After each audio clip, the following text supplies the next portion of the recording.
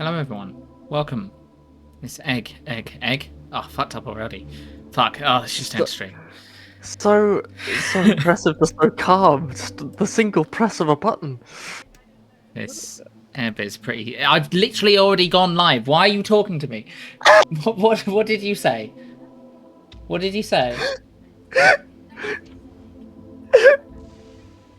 You didn't notice it said egg. It doesn't say egg. It says ebb. Hello. How are we all That's doing today? Morgause, Welcome. a professional streamer. I was having a domestic, I guess. Egg. Now it says egg. I was exceedingly close to saying in Setron's chat that you were delaying stream because you were having a domestic, but felt that people may not truly understand that this is a joke.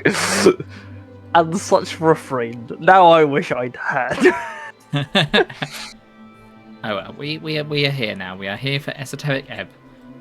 We have no domestic happening whilst we're in the Esoteric Ebb world. Just genocide.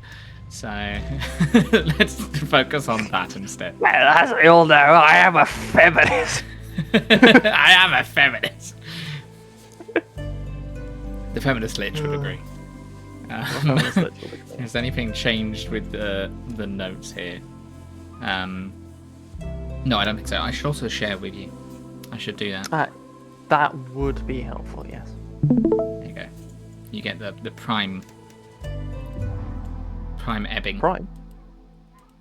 Prime? You mean that thing that people can subscribe to you with? Yeah.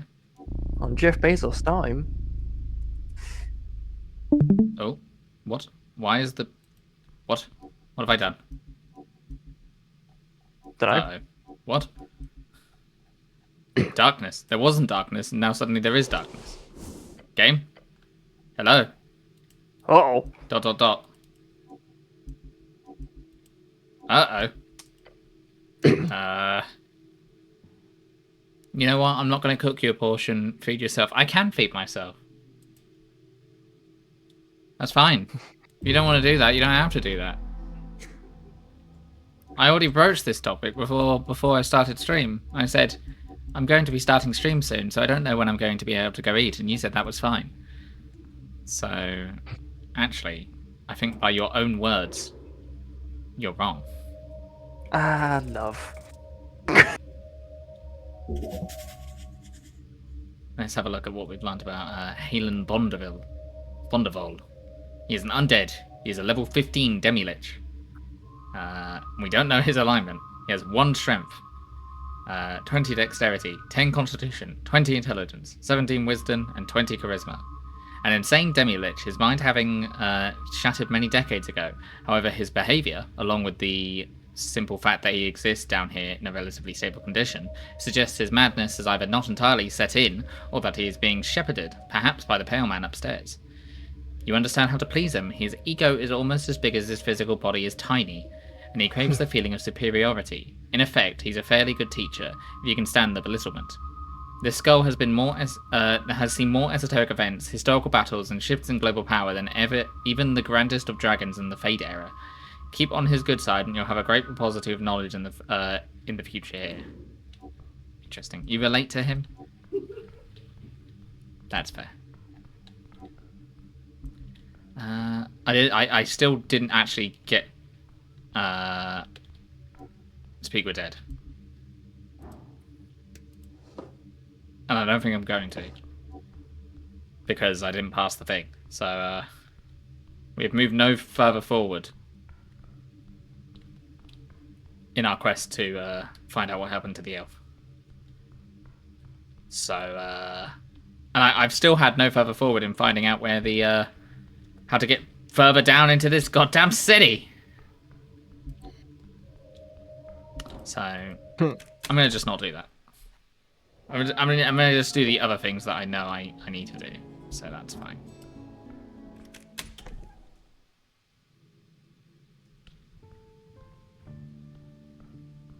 Hello, citizen. Duck. I'm not going to talk to you. You upset me earlier. When you You were memorized kind. instantly. You were kind of an asshole. Actually, no, that impressed him. Memorizing I that think shit impressed instantly impressed is the him. wrong word. I think flummoxed. I think it did say that you earned a bit of his respect for doing that. That's fair. Because I recall last time on Morgaux's stream, you said that it was, quote, a shame that I just lost that respect moments before.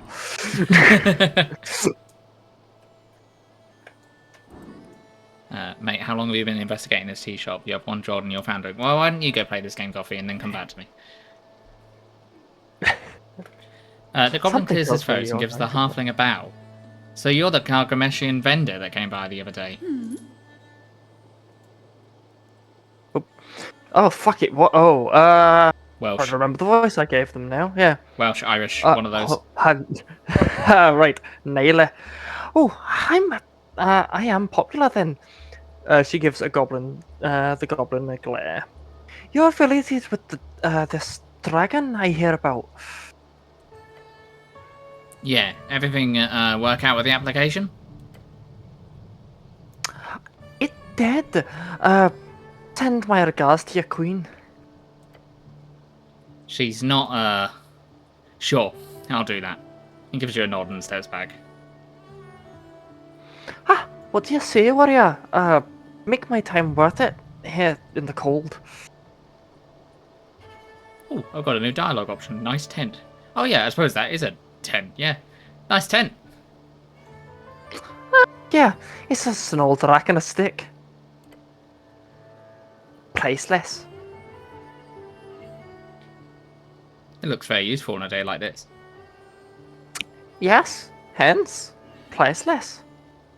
I like to browse your wares. Great. That's why I'm here. What can I interest you in? For example, she I think we've taps done this a dialogue brass before. bottle sitting on the shelf above her. But yeah, I'm gonna give you my spree. See this empty Ifrit bottle? Once housed a fire spirit, it did. Now it's empty, but still enchanted with the great power of the fiery elemental plane. That's a different thing than she advertised last time. Oh. I can. That's 500 crowns. Give me that helmet. Pay 300 crowns. Of course. I had a feeling that you might be interested in it. Is that because I wear other helmets? How judgmental. That's all for now. Thank you, No, merchant. no, it's because the first time you walked over here, you were talking about it, like rather loudly. The helm of an arcane era paladin, mass-produced for legions in the coast war. Extremely cool looking. +1 strength, +1 charisma, -1 wisdom, -1 intelligence. Well, now I've got to redo my whole build. Probably actually not too bad to have some odd ones. Oh, that's much more suiting. That is a good helmet.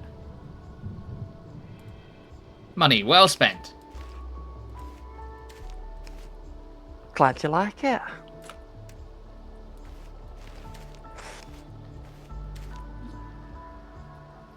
Now, please, continue to sit there while I just take off everything I own. Rather forward.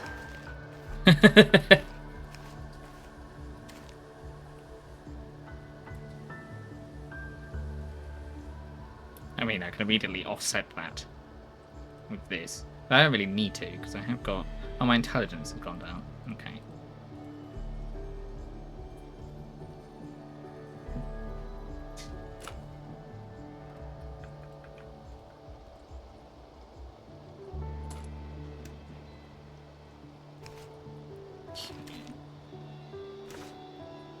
Please ignore the beeping. I'm ignoring quite a lot right now.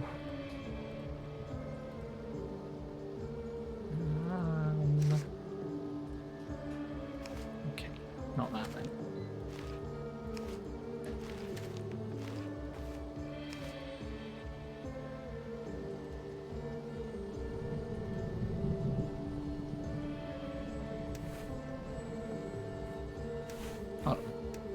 I can wear the tactic cloak and the mimic cloak.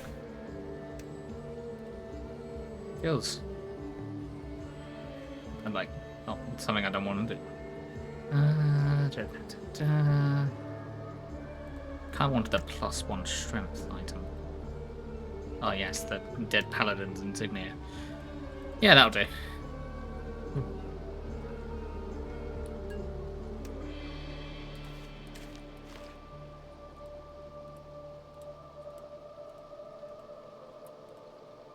I could immediately undo everything I did and just equip this, but I won't. What is... Does anything give me just +1 wisdom? Well, of course it wouldn't.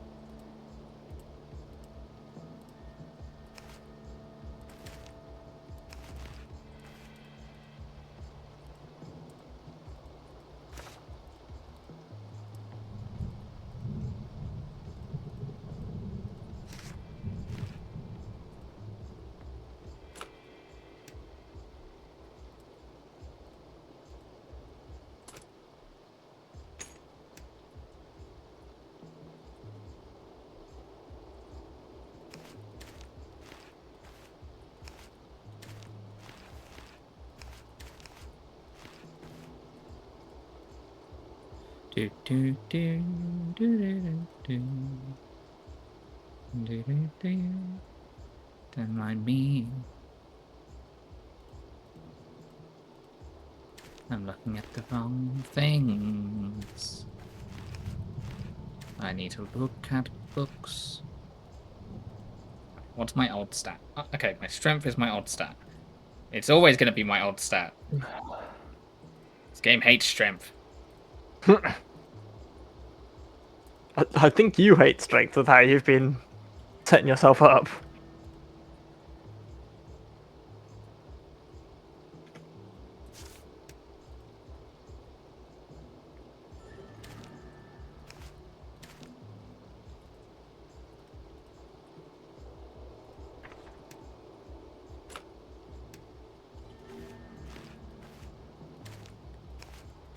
I just want to wear the cool helmet, alright? I just spent money on that. I want to use it.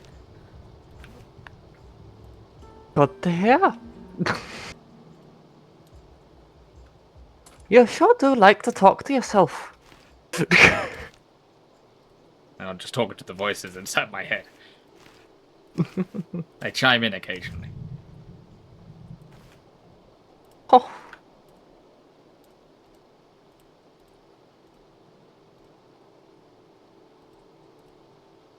I would actually even out my stats a little bit. That's not bad, actually. It has up my strength ever so slightly. Cool, I'm going to go with that. That's what I'm doing. Let's talk to this big pillar, because I wanted to do this again. Oh, I already did it. Never mind. Goodbye, citizen.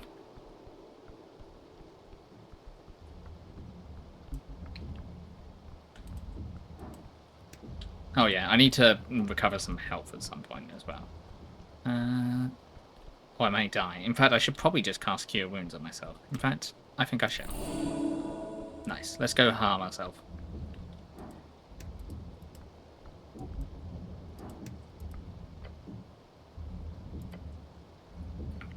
Looking out over the edge, towards the roller mill blaze, you see spinning as per usual, except in one of them there's something stuck. You see a rod. A fancy thing, decorated. How did it end up there? What are you looking at? Oh, he mouths and stares at the same thing you're looking at. Looks like a rod. Weird. What the hell is that? Some type of magic item, perhaps? Maybe some kid threw it into the roller mill blade. Wait, wouldn't it be dangerous to try and grab it? You could die, yes. But it might be worth it. Maybe. Snow won't let you fall. Snow won't want you to fall. And Meek will help. Damn right. Let's go. Fuck. You reach out, leaning as far as you can, and... No, wait! Cleric! Oh no. You missed the rod, but... In the process of falling, you landed right into the blade of the roller mill. How did you even... Help me, Snow! Help me! Ah! What do you want me to do? Sprout fucking wings? They will notice you as you circle the skies on the river horizon. I just wanted the thing. I don't care. Just try to jump or something. Just do it at the right timing, okay? Will you catch me? What? The goblin cannot hear you when the wheel is turned away from him. Look, just do what I say. On the next spin, jump. Meek is supporting you.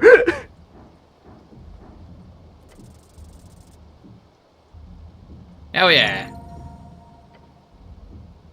The roller mill spins and spins. Take a deep breath. Your arms clench the side of the mill blade, your opportunity slowly approaching. The goblin watches with trepidation and takes a step back. Jump! You leap through the air. Far, but not far enough. Cleric! At least for a graceful landing. Grab the ledge. Your body slams against the hard wall, your gloved hands clutching the ledge. You pull yourself up, rolling over the side. The goblin helps as well as he can. Okay, close one. You okay? Am I alive? Somewhat. As you stand up, you realize something falls to the ground. The rod. It lands with a thud on the stony walkway. Oh, when did you grab that? I'm not sure. Check out the rod. It's a hard wooden frame with fancy iron-set pieces on each end. Along the handle is a button, however it appears permanently pressed down on. Oh, it's an immovable rod. I've seen one of those before. I don't think it's supposed to move though, right? Investigate it. A quick swipe of your hand reveals its magical nature. However, this item is clearly broken. Broken how? Try giving it to the goblin. Hand it over. The goblin grabs the rod. Let go. As you do, the goblin holds it alone. Yeah. It's really light. It's esoteric, clearly. Try tossing it into the air. He shrugs. Okay. He tosses his hand up and the rod does not leave his palm. What? He mutters and tries to let go of the magic item. I can't. It's like I'm glued to it. What the hell? Here. Take it back. The goblin hands it over to you without a problem. He looks perplexed. Try touching it against the ground. As you do, it gets stuck to the ground. Somehow. It's a broken immovable rod. It's a movable rod?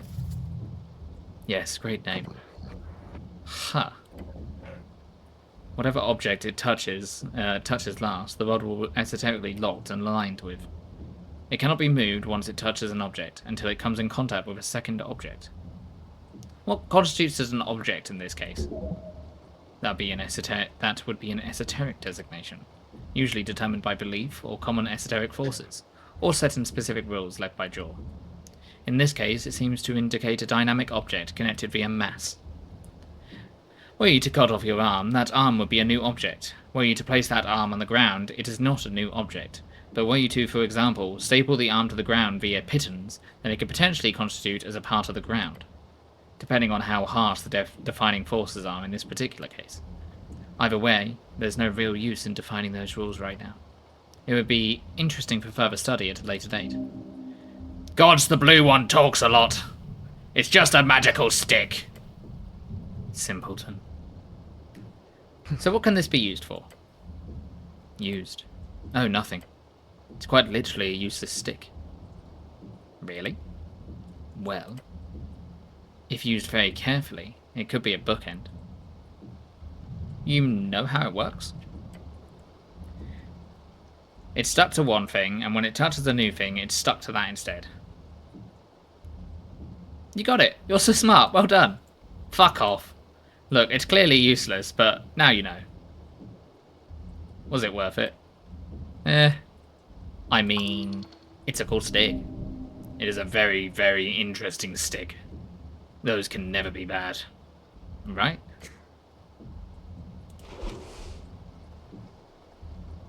We have a movable rod. An uncommon magical rod. When you press the button, it's supposed to be stuck in place, near unmovable by anything but incredible forces. This one's broken, however. The button is permanently pressed down, which causes the rod to be permanently stuck, but only the last surface it touches. You can carry it around. It's kind of neat. Hell yeah. Worth it.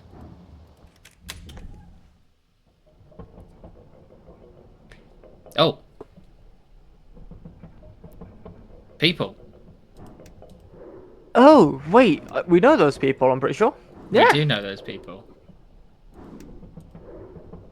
Oh my god, they're all seemingly interactable. Well, let's charisma behold.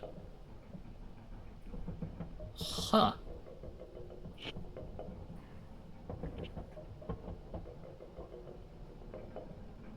Let's ban that. That's an interesting one. Sorry, I just got a message in the chat. Not the usual type of spam. Human Earthfolk. Level 1 unemployed. He's the silent type. He thinks before he speaks. He also thinks he's very cool because of this behavior. Buskin. Human Earthfolk. Level 1 unemployed. A boy named after the dwarven word for rock. He likes his friends. They're his only friends.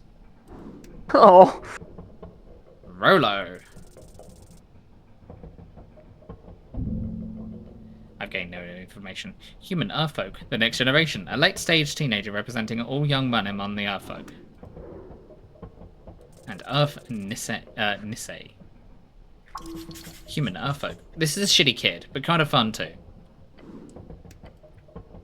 Says God. Let's talk to Velo first. We know who Velo is.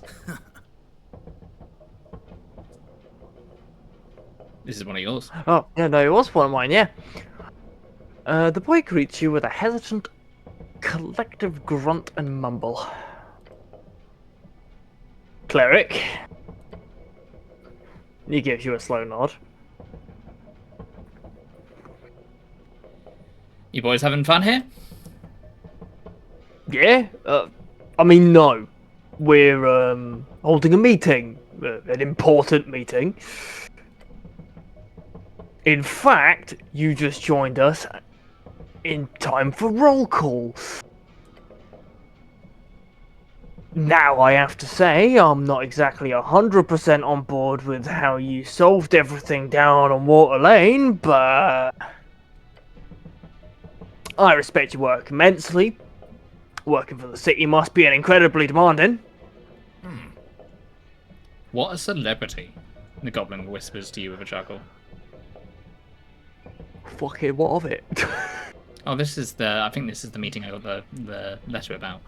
I might have accidentally stumbled into a accidental vision quest that you, but let's find out what happens. Stop kissing ass, just hold the meeting. Alright. He glares at Snell for a second. Alright.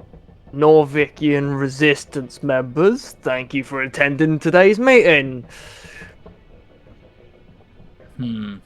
Important meeting. That's one of yours. Oh, it's that one pointing. Shut up, goblin, says the lanky kid and sparks a tiny fire from his hands. He laughs. You think you look cool doing that, damn child? The magic boy clears his throat. Esoteric Initiate Earth Nisei here. Oh. Are the rest of these mine? I believe they were, because I was all of the women. Unless you want me to take one of them off your hands, or... No, that's alright. The large one stands up and raises his fist into the air. Sten Busken, yes!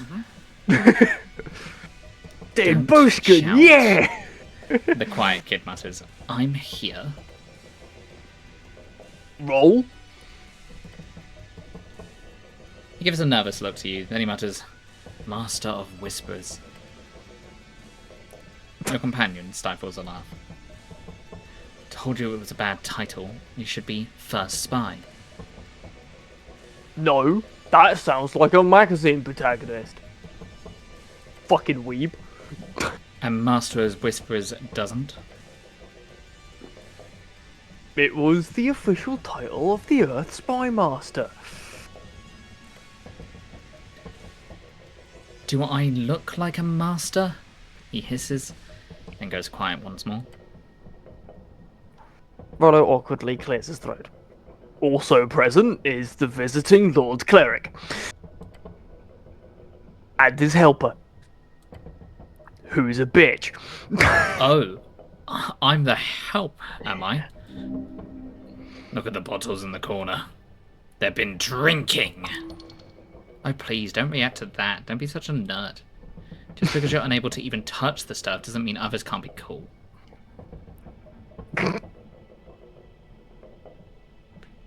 You're the best helps now, don't you worry. Give him a thumbs up. Thank you, Cleric, he says with a tired expression. You guys seem organised enough. Thank you. We've worked really hard to help out before the election. We're just one small offshoot here in Tulsa, but there are tons of members of the Norvikian resistance around the city. It's a big political movement. He gives the 3 other kids a nervous look. We're getting there. He claps his fist to his chest. Meeting begins. Hey! Sweet! When do we go home? No, mate, There's not that much to talk about, right? Yeah, my dad doesn't like it when I stay out like this. Come on, lads. The election is just around the fucking corner. He says freaking instead of a fuck as a habit to not upset his sensitive parents. Get it right, Blip. Sorry. The Raven took over for a second. I've got a mission. Big mission. Big frickin' mission. Like, actually. Mission. Do you mean a quest? Sure, yeah, whatever, I'll get you to help us. A quest. I've received word from our contacts. You know, the short guy with the weird beard. They have a fixer? A resistance member? A resistance movement member? Yeah. We don't have too much info on the other groups, but there's this guy we call Shield Guard. He's in the palace. Probably a cleric. He knew magic and stuff. They sure tell you a lot for a secretive organisation. Amateurs. A halfling or a dwarf? Nah, just short. Word. A letter. They dropped off a letter with the resistance shield. He smirks. Half of Earth's red eye and half a shield. It's really cool! It's really not. What are your orders? Just like he told us about the chant being printed here in Tulsa, this time he let us know about another problem. An even bigger threat. Lover's pox. What? No. Capitalism. What? No, Well, kind of. Racism. No. Although, hatred amongst humans is a big issue. The disillusionment of the youth. No. Gender inequality? Ew, no. The lack of a religious fervour in the populace. No, but also yeah. But no. Asgarlists. No. Not this time. Freestriders? No, you're gonna get it eventually, but I'm gonna stop you there. No, wait, yes! Yes, it's the Free Striders. I knew it. He told me that the Ascani Reeds Trade Company, that's a Free Strider company, by the way, they apparently have some very important documents hidden in their offices on Water Lane. Specifically, a contract for a deal called the Harbour Accords. He wants us to... Actually, he didn't specify what we should do. He never really does, but he strongly implied that we should take it for the state. But you know, without being detected and shit. Stealthily. He wants you to steal from a Free Strider company. He wants us to seize it stealthily. He repeats. Tell me more about this contract. He shrugs. It's apparently very secretive, but the contract is kept inside the office. Okay, what do you know about the company? It's an evil Free Strider parasite suckling the city of its resources. It's been made clear in our manifesto. Can I read it? No. Members only. You only get to read the manifesto of the organization after you've already joined. Yes. Since you've already invested at this point, you can't leave even if it's the wackiest manifesto since the hedonists. Hilarious. Don't join. What do you know about the building? I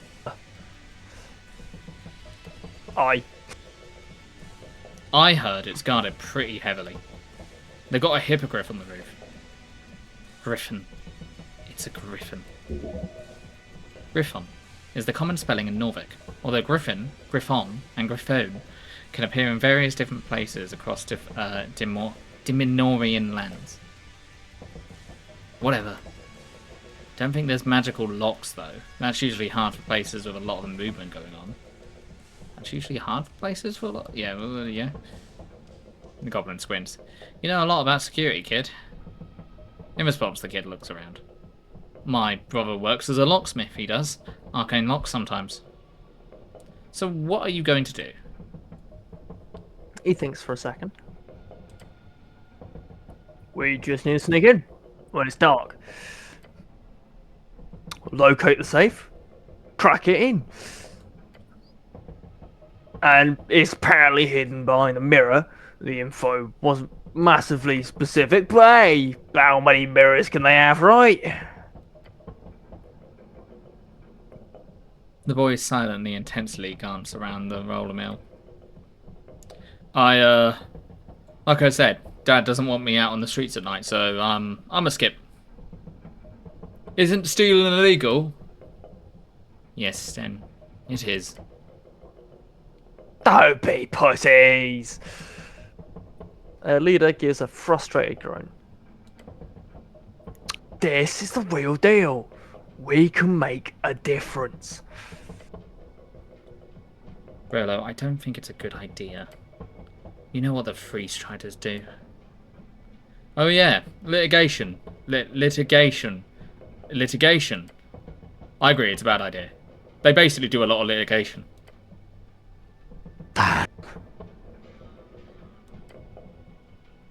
Then he turns to you and opens his mouth. Then he closes it and shakes his head. Sneaking and stealing sounds honourable. But should you really do it if it's a Free Strider joint?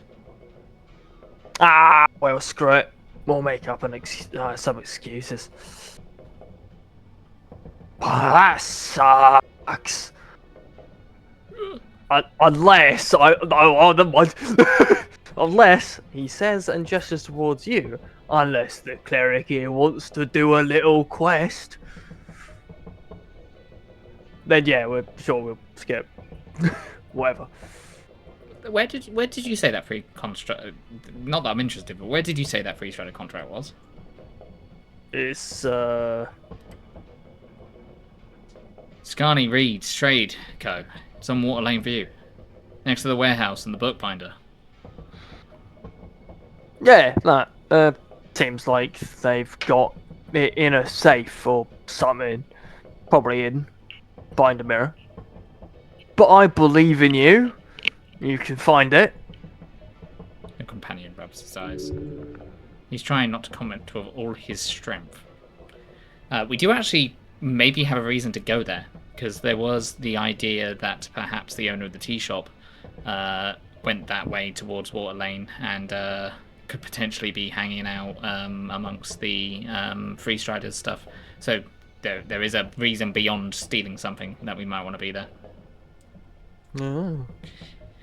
Can I just not? I know where it is now. I could just go. Well, that's all for now. Thank you, citizen. It's right there. You guys have jobs. Unemployed. I will ask some of these follow-up questions though. Yeah, do you guys have jobs to do? The Blanca gives you a blank expression. Glances at his friends, who all seem to avoid his gaze before lowering his eyes. As he stares at the floor at the roller mill, he replies, "We're doing important work here." Should I make fun of them for being unemployed? Yeah, stick him where it hurts. No, that would be horrendous. These boys are simply products of a faulty system.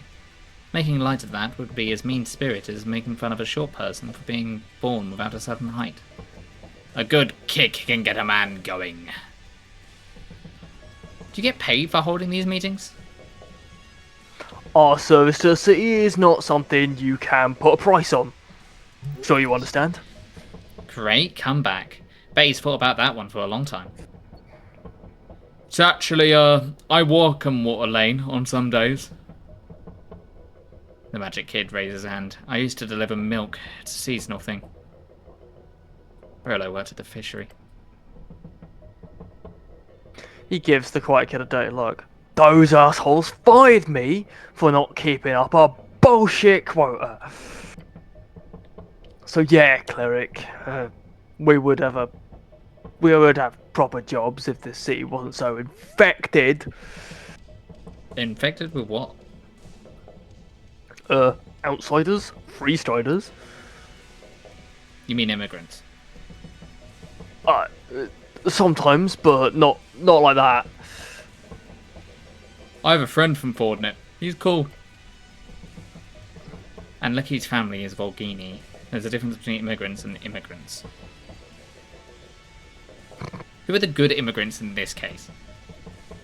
The types that work hard, I guess. Don't commit crimes? They should learn to... Oh, wrong speech. Sorry, I had a moment where I was attempting to take my friend. They should learn to speak to Minior too. When they make nice food. Cool. We've got a definitive list now.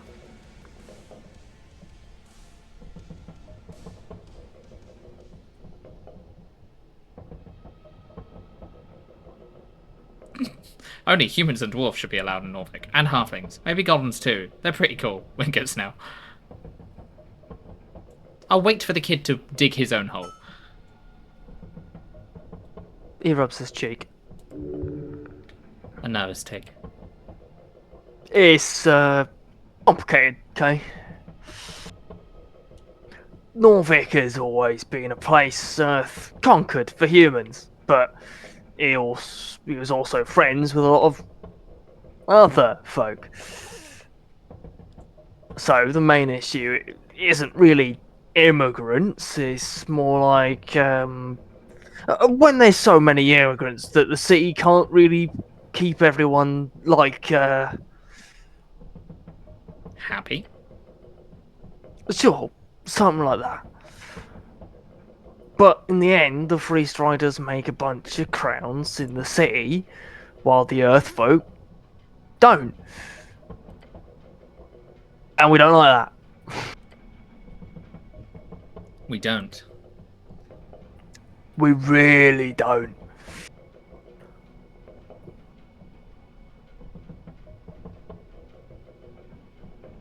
Sounds like you dislike the greed of reeds more than you dislike immigrants. Yeah, that exactly it. Yes. He's so happy not having to feel like a racist. Have you tried getting a gig at any of the guilds in the last couple years? 70 hours a week at the fishery got me barely enough to afford rent. I had some food on top of that, and it's barely enough to survive. And then they cut the hourly rate to keep up with the pressure from investors, you know, from breeds. It's a fucking shit show. It's a freaking shit show. Okay, interesting situation here. Because we have clearly diagnosed what their problem is. So Rolo used to work in a job, and he had, 70-hour work weeks is quite a lot. I don't blame him for being pissed off at that and having to keep up with expectations and stuff, working for a big company. But it sounds like he's blaming immigrants, or he's blaming other people for a problem that has a problem to do with capitalism. I think he hates capitalism, but he doesn't know that he hates capitalism, and so he blames it on something else. That's kind of what I'm seeing from the situation here. He's probably listening to a lot of rhetoric that says that other people are to be blamed, and in a D&D world that might have a bit more of a leg to stand on than, say, the real world, because in a D&D world you're not going to be as strong as inherently as like a Minotaur, right? Because the Minotaur probably can go in and do all the mercenary jobs because the Minotaur is super strong and has probably seen a lot of shit, whereas the human probably hasn't. Or, longer-lived races. That's also a situation that could potentially happen. Now, I don't think that means that it's okay to blame those people for that, but I do think it does point out the problem with capitalism in general, in regards to this, and what he is actually pissed off at, and how it has been redirected somewhere else. And I can't help but feel like this may have been stoked on by that mysterious benefactor they keep talking about. That's kind of my feelings. Advantage. Yeah, I think that's exactly what it is. I think it's someone taking advantage of it and trying to kind of. There's lots of reasons for to rile up populaces ahead of when an election is going to be coming up. So I think they're probably just taking advantage of these poor kids, basically. I'm tempted to go for this because I think they have. Oddly enough, I do think they have their hearts in the right place. However, Earthguard is very human-centric as well. Interesting one. Would they potentially perpetuate an agenda if they joined? I don't know. I don't think I'd invite if I had jobs going, I don't think I would invite these kids to work. If I was like an owner of a business or something. Maybe that's just me, but I don't find them reliable. But maybe I'm part of the problem. Then again, in that respect. I suppose there is a bit of an argument to be made of if they were at work, they wouldn't be contemplating breaking the law. Granted, 3 of them aren't. I mean, Earth cards are just guards, actually. Now that I think about it. Yeah. Yeah. That's true, and they're not actually breaking the law. Well, they were kind of breaking the law. Yeah, Rolo does. He wants to actually steal something, so that is breaking the law. So I believe, technically speaking, they did break the law last time because they took things out of. Yes, both of them were, but ultimately they were effectively committing mail fraud, and the other people were publicising something that they couldn't publicise. They were both technically breaking the law, and he definitely wants to break the law here. It's just the other 3 are currently holding him back, which. Yeah. There is a part of it, it's like, this is a more serious crime than the last one was. Probably worth stopping him. Yeah, from fair. Continuing down that line. Well, it also sounds like he's not going to do it anyway. Yeah. But who knows by next time if they're going to do something like that. Also, hello, Rogue. We're discussing a conundrum. It's kind of a line, and maybe I'm looking at it from a narrative because it's kind of rule of 3. The next one he's going to do, and it's going to be worse than this one. When is it going to be one time when he manages to convince his friends to go ahead and do a heist with him? because some person wants to cause political instability and are using them to do so. Are trying to turn like kind of the human populace against the free striders. Like when is that not? It sounds like, to be fair, this other person could just be another free strider. Who just wants to have this charter to ruin that person's business. It sounds like it could just be someone trying to just take advantage of them. We don't know the history of this person. We don't know who they are, except they work in the palace. But so does the cleric. I think the perfect thing to do in like a real life situation upon hearing this is a capable adult hearing what they're doing and going, okay, I'm going to get as much information about this fucking short guy as I can, and I'm going to then go find him in the palace and stop those fucking letters, and while just telling these guys to knock it off, and then just sort of cut the issue at the root. But I don't think you're going to get that option. No, and I think I do think you're right. I think this is a good alternative, because if they just join the guard, then that gives them purpose. That gives them something to do. Puts someone over their head that actually is literally their job to make sure that they don't get into trouble. Yeah, and there is something to say about joining like a guard, or joining like the army can give you discipline and things like that, and perhaps the kids do need that. I mean, ultimately, it also works for sensibilities. He wants to help. Like, he is an activist, even if it is, even if he doesn't fully understand how to express himself in like a healthy way to actually be helpful. He is ultimately wanting to help. You know who this guy reminds me of a little bit? Yeah. Reminds me of one of our former friends.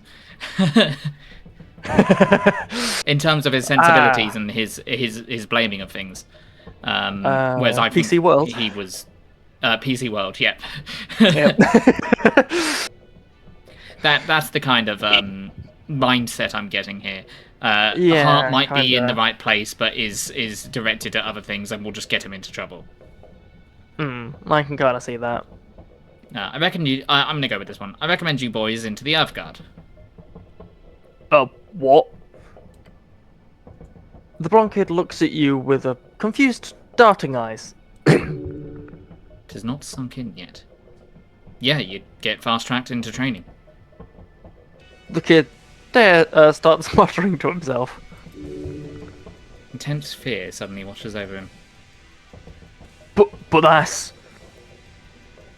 Point at the kid who keeps casting cantrips, and you could be a cleric one day. The lanky boy begins to speak but stops himself. He realizes you are correct, and he appears frightened over the possibility. Take out some paper and write them an official recommendation each. They look around stunned as you hand out over the papers to them. Are you serious? Earthguard, isn't that clerics? Lots of different Earthguard, from street watchers to equestrians. You'd make a great wall enforcer, big guy. Oh, wall enforcer, like, with armor? Huh, I thought only nobles could be equestrians. No, they changed that. Read about it in the paper. Through being a street watcher seems like a bit of a shitty job. Street Watcher, the most basic type of Earthguard member, trained to patrol the streets, deal with petty crimes, and generally act as the law in everyday life on the streets of Norvik. They are led by Top Watchers. Top Watcher, high-ranking Earthguard members working as leader of a unit of Secret Watchers. Street Watchers, not Secret Watchers. They don't watch for secrets, they watch for streets, you idiot. Many of them are low-ranking clerics, in order to leverage magic in their criminal investigations. This is the rank you aimed for before getting scooped up into tower politics. As his friends speak, the blonde kid looks at his recommendation in disbelief. So, this is... The boys will make fine warriors. Failure, apparently. Of course, if you fail, they might reject the whole idea. Want to get rid of them? Just appeal to their dreams. Just trust them to make a decision themselves. Not so unemployed anymore. Yeah, I think ultimately, the decision is theirs to make. A job. Take it or leave it. He nods. I'll think about it. We all will. Thanks, cleric. Lord cleric. He bows Of his course, head. if you join the guard, you have to understand this is an illegal organization conspiring against the city. No, I'm not going to do that. Don't think these guys are going to know anything about the tea shop. I mean, there is a chance they know Frank Frank. That is always possible. Actually, I will ask them about the tea shop. Sure, hit me. I was half expecting you to leave after doing that. Look to the others. All of you, I need the truth. We'll tell you anything we know. Yeah. The quiet kid nods. Where were you on the day of the explosion? I was home. Same. The quiet kid nods. What about you? Pointed the lanky kid who keeps casting fire cantrips.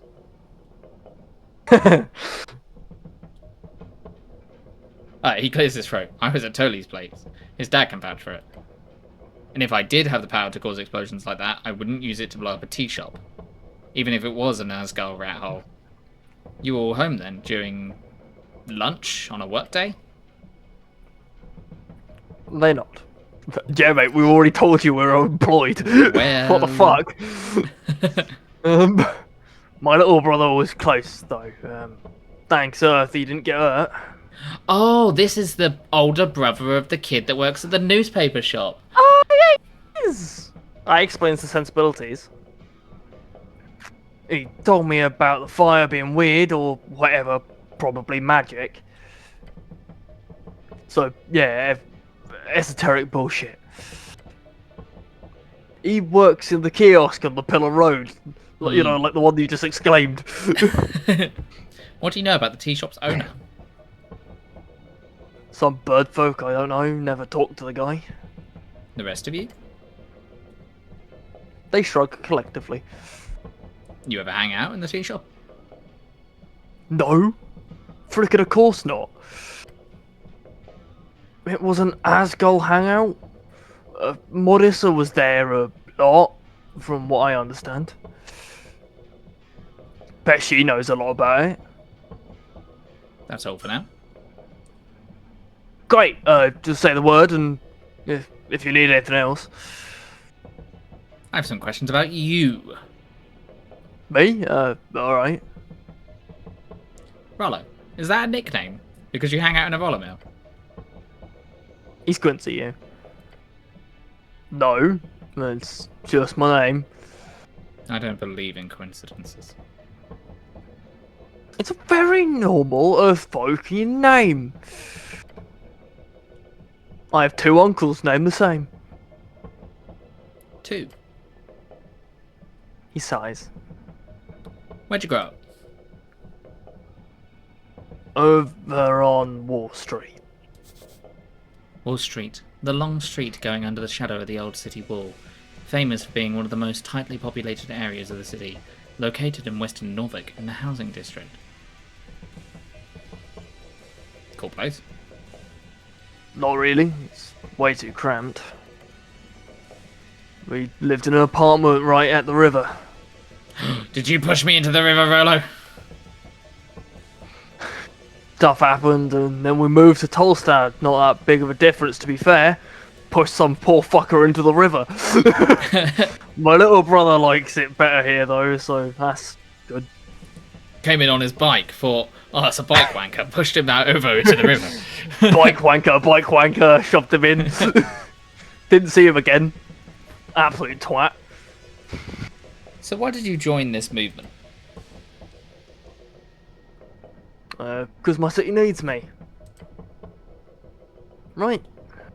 He asks his friends, who all nod in approval. So you're not just bored and looking for an outlet? No. He looks guilty. No. What did your father think of you being in this movement? Considering he's dead, I don't think he thinks so much at all. Well, what about your mother?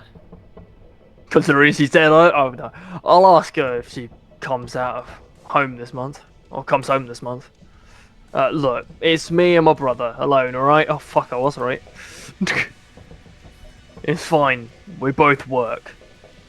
That's the second you- one of these weird messages I've had in chat. Oh. Let's get rid of it. Cool. Also, but they both work. That's interesting, considering he said that he doesn't. They might have changed the way they do it.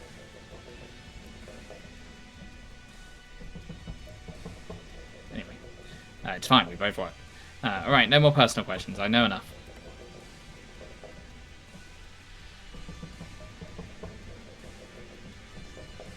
Well, sorry. Sure.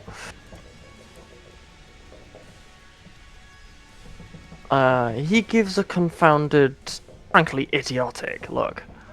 No more questions at all, in fact. Leave. Goodbye, citizens.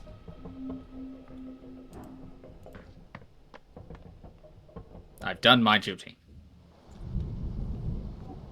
I've saved the youth. Why am I here? What purpose does this serve? I'm on the roof. Huzzah!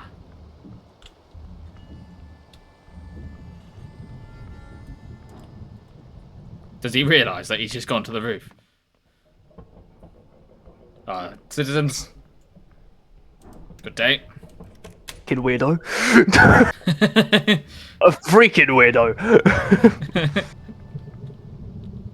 Gotta remember that character detail, very important. Oh look, it's Blue. Hi, Blue.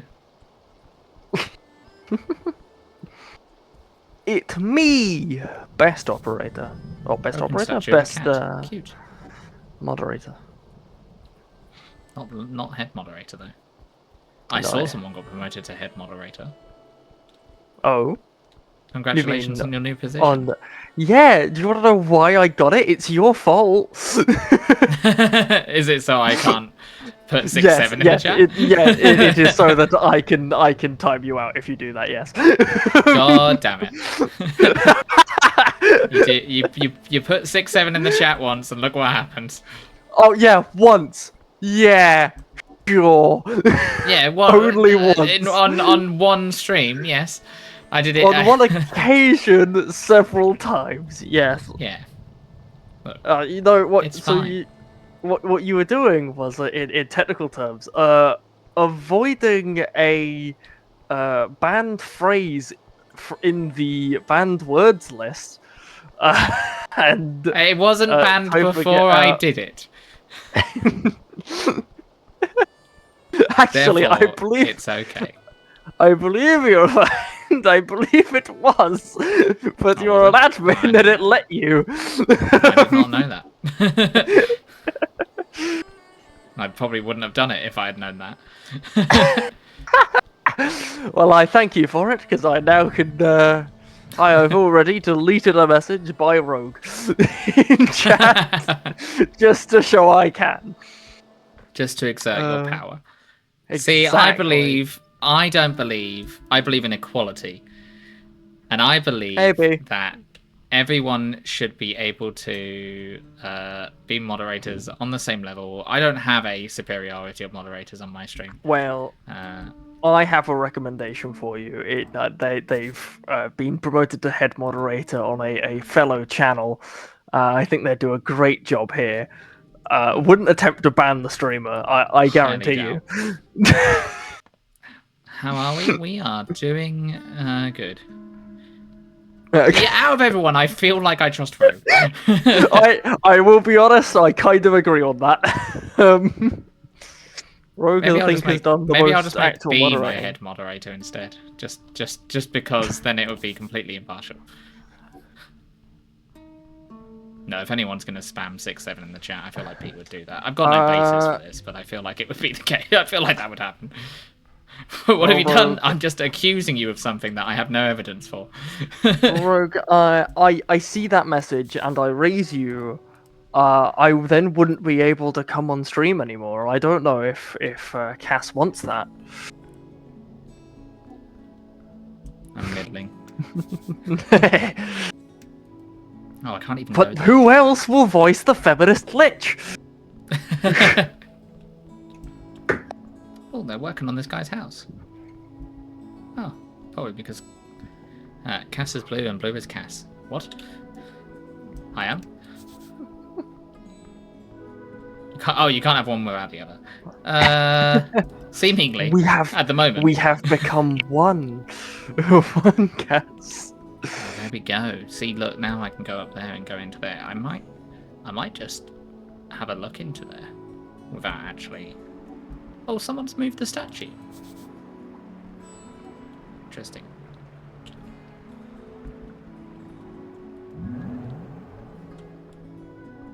Oh, we're in outbreak as well.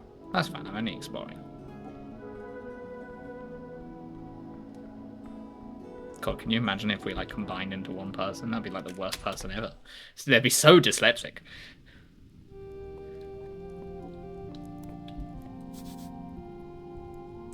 Framed article titled Octavio de Realis, Hero of Waterlane. Well, actually, we are in a new location now, so I will pause whilst we do this. I won't break, but I will pause. But yeah, I thought that was an interesting situation with those kids. That had more than meets the eye. I wonder if the game treats the Asgarlists in the same manner. I wonder if it will show a bias at all.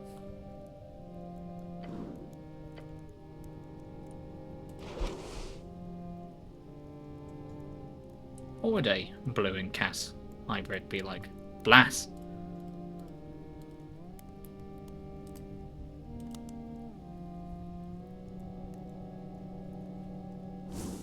Or Coup.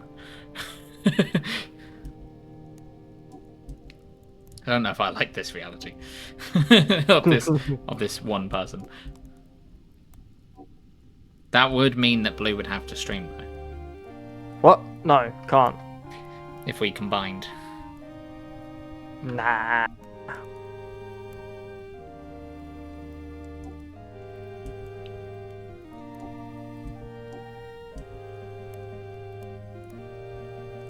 I have nothing to add. Let's have a look at our question tree, see if there's any more things to add. No, it doesn't seem like it. No additional feats.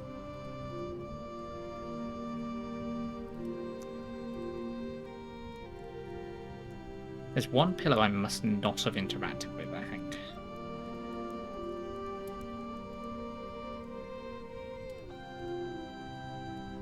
I wonder if...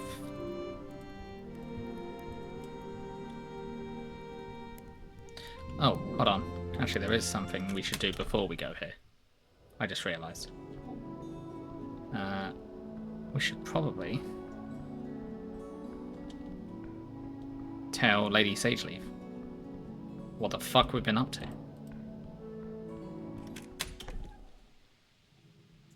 For Snell's sake, if nothing else.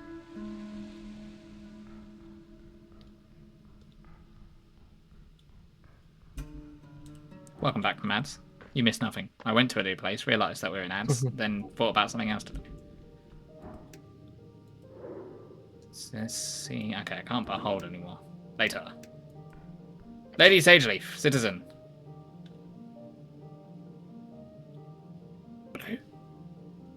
Oh, sorry, yes, Eric! The lady leans back in her throne. You've returned! About the tea shop. Well, her eyes focus on you, and the room seems to shrink. Go on, cleric. Snell takes a deep breath next to you. He's expecting the worst. There was a dead elf. She lifts her head and gives you a cold expression. Do you have an identity? The corpse was heavily damaged. Obviously. Yes. Nothing new to report. Perhaps something actually useful. Okay, does that mean she knew about it? Interesting. I believe that may be referring to the fact of you found a corpse in a shop that burned down. Of course, the body's going to be like damaged. It'd be more news if it wasn't. Sent her the full story to Lady Sage. They've convinced her that you're an idiot. Hold on, I can just play dumb. Okay, interesting. Hold on, I can just play dumb. Well, yeah. Looking over the facts, you realise there's pretty much only two ways out of this. You can either tell her what she wants to hear, or you can convince her that you're incompetent. That should be easy. You say that, but the more evidence provided, the harder it'll be. It'll be a coin toss, if a coin toss actually had a lot more sides than two. That's called a die.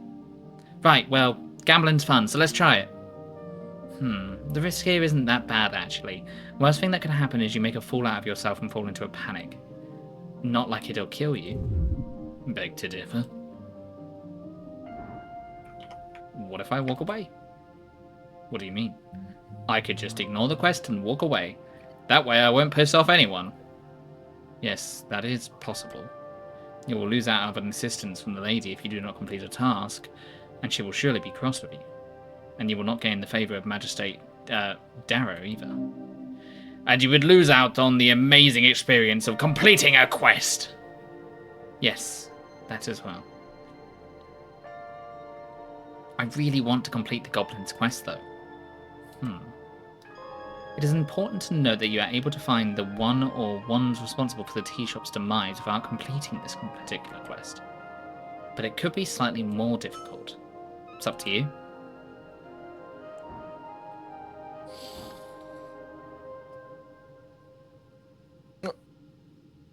What is... Yeah, this... They're right. It will piss off Darrow as well, because Darrow specifically told us to work with them. Ultimately, our job is just to do it. Regardless of what Darrow says and regardless of what Lady Sageleaf says, our job is to just find out what happened. That is what we have been told to do. We can do it to just... We can just do it to the letter. We know they're a dragon. It's potentially bad to tell a dragon a load of information about a potentially powerful magic item / magical caster. It is also very potentially useful, and I don't think it's in their best interest to have tea shops exploding next to them. I would help her because I want to help Snell. That is my main motivator here. And Snell cares a lot about what she thinks.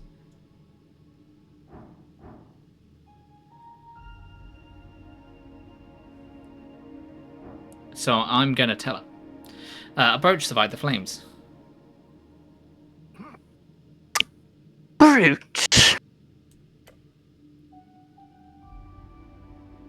Show me, now. Okay, hand over. The lady inspects the leaf in her tiny hands. Typically elven. And magical. Her eyes lift, landing on you. Yet also ruined. What do you think?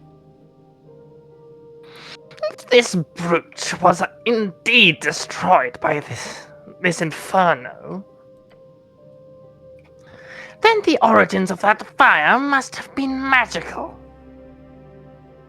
That's what I believe to be the case. He walks around with a melted magical brooch. True. Pretty strong evidence. She turns it over in her claw. The brooch itself is indicative of a high-ranking elven power.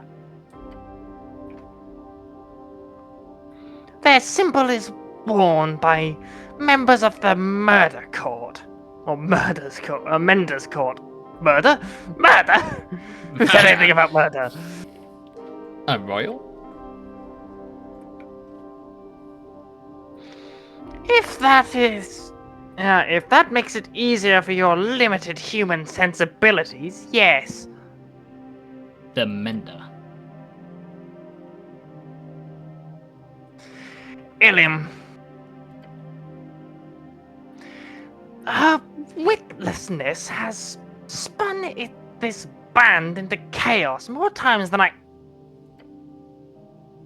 She catches herself and mutters through a clenched maw. If her shadow is responsible for this... Yeah, she nearly outed herself for being very, very old. Symbol. The foulest symbol is Asken. The mending tree. What? See, we should burn down the tree. What?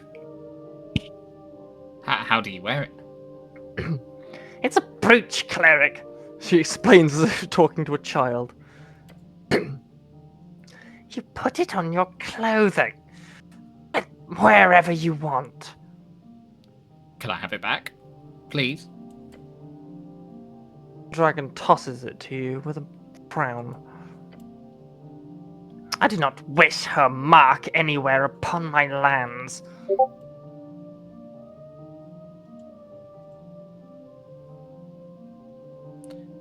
Saturn Nettleman is now live. What? I just saw that. I hope his stream goes well. Me too. The tea machine thing was active at the time of the explosion. The tea machine? He exhales. The tea machine. It was in the process of brewing tea. We even found some tea leaves inside. Are you talking about a fucking kettle? Interesting.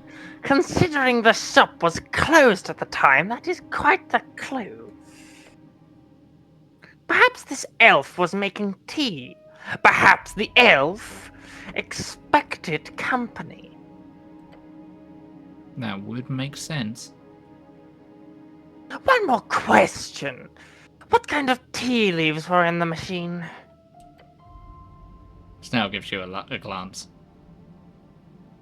Show her the leaves. She takes one sniff of the dry leaves and frowns. Urkel. A Karagameshian plant. Kargameshian. She's That's the... hiding something. But what? Next, what else? A metal door was mounted off its hinges. Melt. It was bent metal. But everyone knows jet fuel can't melt steel beams. Funded that shop. The door was Hardston, was it not? Dwarven made. It does not simply melt. I double checked. It was Hardston. Her face scrunches up. To melt Hardston. That would require incredible heat. Yes, upwards of dragon fire. Humph. She gives you a disgusted scowl. That is good information. Well done. As soon as I saw that, I was like, that is exactly what I would say if I knew there was a secret dragon. There was 9 explosions. Her eyes focus in, like fiery spotlights placed upon your very soul. Elaborate. Nod to Snell and say, you go. Snell snaps in with a quick bow. My lady, the cleric and I ascertained the my lady, the cleric and I are certain of the cause of the explosion. A necklace of fireballs. The chamber goes dead silent. She scoffs. Explosion could not have been produced by Arcanist mimicry. Oh, speaking of a divine era, or even older artifact. Yes, my lady. While other options are possible, it is highly likely due to... He stops and gives you a glance. He's asking for assistance. Do you grant it? Huh, he's nervous. Hilarious! He'll owe you if you help him out.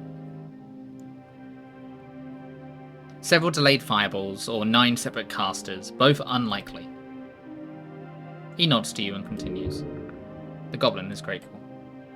A fully stocked and charged necklace of fireballs is the most reasonable explanation.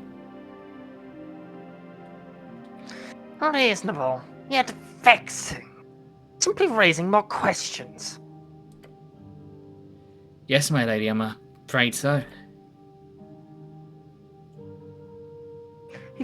She frowns and scratches claws at her wooden throne. What else?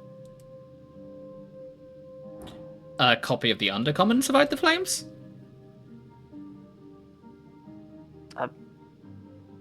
She hits the wooden throne, giving off a loud thud. I told that damn bird not to stalk that magazine! She shows her sharp teeth. Might have been a leftover. Shut it! It was never there, cleric. The Undercommon is banned throughout the Tolstad permanently. She lets out a frustrated growl.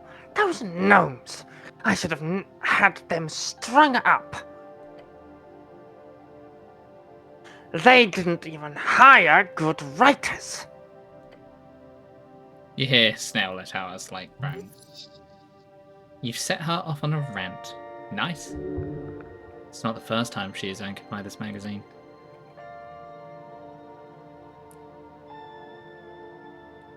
An indestructible magazine. Ridiculous. I could imagine a book, perhaps, but what did he think? Who reads a magazine more than once? Except those ignoramo... ignorami... Come... Effusus cerebris. Come, Effusus cerebris! She slams her fist into the face into the throne. This esoteric Elysiae debrant puderi tesserus verbirus inforo. Something esoteric. Illicit. Debent. Debutant. In other words, they're cunts. Yeah, I mean, that's the general theme I'm getting from it. Inforo. In perpetuity? I don't know. You've broken her, cleric. The goblin around the chamber appears to nod and murmur in agreement, while Snail is just staring at the ground. This is not the first time. I agree. I disagree. Stay silent. Stay silent. He finds his voice. Indeed. However, the presence of the Undercommon is quite interesting. She appears to calm down. From our previous investigation into this travesty, we know the Undercommon is indeed immune to all types of fire. This is clear proof there was a fire in the tea shop. It's evidence. Should I mention that the magazine looked pretty interesting? This is clear proof that there was a fire in the tea shop. Yes, alright. You've just gone from explaining that there was fucking fireballs. She takes a deep breath. What else? Present the full story to Lady Sageleaf. -3 DC. Oh, hold on. -3 DC because Arm saw the blue flames. -2 DC because the cat mentioned blue flames. The -2 because the owner left before the explosion. -2 because the elf had gold chain in their hands. -3 because Tail snarled about the necklace. -1 because of the unbreakable newspaper. -5 because the necklace of fireballs fairy. -4 because of hard stand door. -3 because of occult leaves. And -2 because of the elven brooch. So you're going to roll a 2. I imagine, yeah, because if you had lower stats, you probably wouldn't be able to find all of this stuff. So I'm surprising Meek isn't helping. No, I rolled a natural 20, get fucked. All of that, you would have got it anyway. Yes. Yes, Meek doesn't know shit. Me and him go way back. Right, yes, the wrong voice. You go over the details, the broad strokes.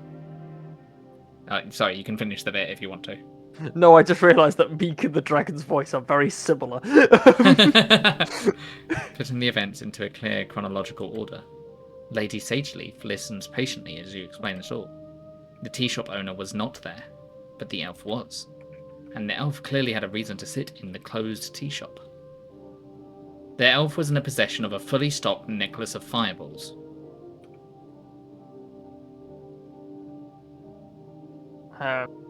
The goblin chieftain's lips curl into a slight smile. A terrorist! Then, which then turns into a grim frown. You got excited for a second. Go on. She finds your explanation intellectually stimulating. Time to lay out the entire plot from the beginning. One thing that didn't make sense to me from the start was, why a tea shop? She shrugs. Why indeed? Snail glances between his queen and yourself. Must have been an attack, or maybe... No one meant to blow up the tea shop. It was an accident. Deal gone wrong. It was an assassination. It was overkill. It was to send a message. There is a very real chance it could have just been an accident. Yeah, that seems to be where the evidence is pointing with she had the necklace and then fucking died. Yeah. Granted, didn't it look like she was cowering? If she was Yeah. in possession of it and it was an accident, that would imply it would have just gone off. I think someone went to the tea shop to do something. And maybe both are true. It could have been an accident, but I don't think an accident on its own is enough of an explanation, considering ultimately a ring of fireballs would incinerate someone instant-fucking-taneously. It would not be like It could still be a deal gone wrong, right? Because if she went to go over to hand over the necklace of fireballs to somebody else, and then the necklace of fireballs suddenly went off, that would be a reason to cower. That's the thing. I don't think the necklace of fireballs... Because if the necklace of fireballs suddenly went off, you wouldn't have time to cower. True. Especially not like in the she corner. was behind that table. That table then flipped over her from the explosion. Yeah, so that almost seems to me that either like someone was about to cast it. I don't, unless the necklace of fireballs like begins to explode with enough time for you to like lob it like a grenade. But that seems that was my original thought. Was someone incorrect. opened the door and just threw it in, and then it exploded. Was my original thought. But having enough time to get the table flipped for it. Also, how strong was this elf to like flip the table that effectively? That, like on your Minotaur mention before, it's like that was quite a heavy table. It took two of you and a decent strength check to. Yeah, move did it flip because of the explosion? Did it move because of the explosion, or did she move it in front of her to get some cover? If she was, I was gonna say, if she was cowering behind it, that kind of makes me think that it was to get cover. which yeah, implies which would to have me taken that she, time as well. which Unless she also used the implies to spell me to that move she, it. that or she wasn't alone and had someone who was strong with her. I don't know. I don't think all of what I've said is correct, but I will say that I don't I do think we it's as don't know for simple as an sure. I think that accident. is an accurate. Yeah. I think that is an accurate statement. I don't think we have enough information to know, and I don't think we will know until we find whoever did it and the confession. Hmm. I'm going to say we can't say for sure. Not right now. Not right now. No, not until whoever procured this necklace of fireballs is within my grasp. Yet another one. Okay, I'm going to add those to the. I'm just going to send that message to you so I can try and add some things to the. Is it the same? No, it's not the same at. Oh, it's not the same. Like, you might just be being targeted by the same fucking bannervator. It's exactly the same as they do for the stream booths. Because they do at, like, you can find that at, then they have a long string of lines of things. So, unless I ban the phrase highbrow. No, you can't do that. I could just ban at, or I could just continue to No, ban. But I come in that's quite you relatively can't. often. You can't ban at because if you're referring to some, like if you reply to someone else's message, I think it puts an at the beginning of the. Yeah. Oh, You that's kind of fine. have to rely on the automated system for that one. Yep.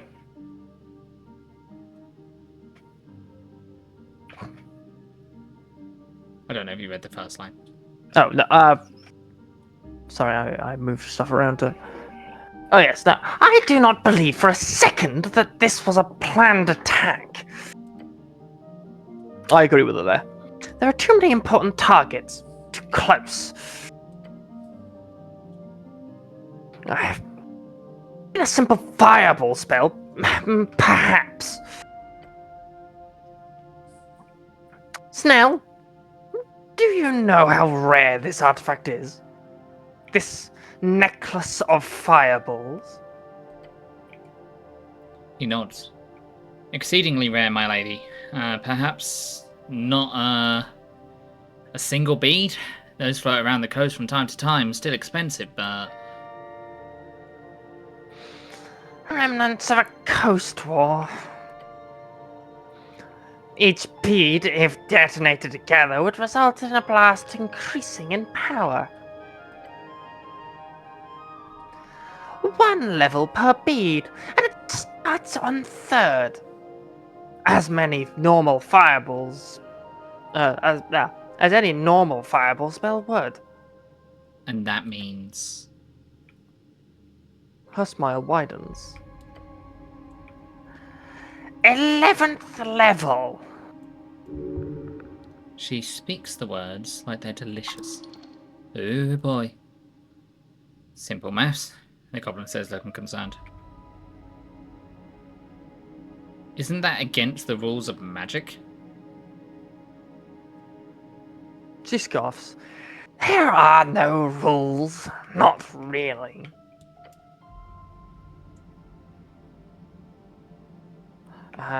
The artifacts push boundaries beyond mortality and reason. Arcanist. She scoffs loudly, and with the air of annoyance. I'm just impressed that dwarven masonry still stands.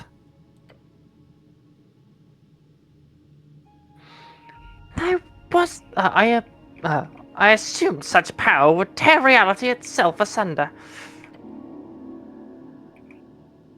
But no, it simply scorched a lot hotter. I should also mention there was a gold chain in the hands of the elf. A gold chain? As in... That must be the necklace then. It actually survived the blast. I knew I should have taken it. But no, now Biskin has it. I don't know if it turned to dust because Viskin told me that, and I don't trust that man for a fucking second, technically.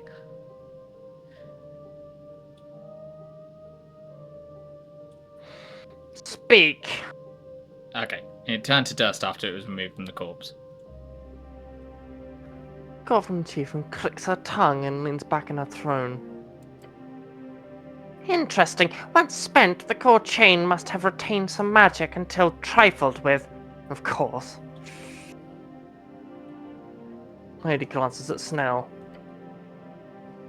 Then back at you. Well done. You convinced me of this perspective. For now, at least. The lady grows silent and begins to twirl a ring on her finger. Now, how is the cleric's health, Snell? I'd say it's about 7 out of 15 now.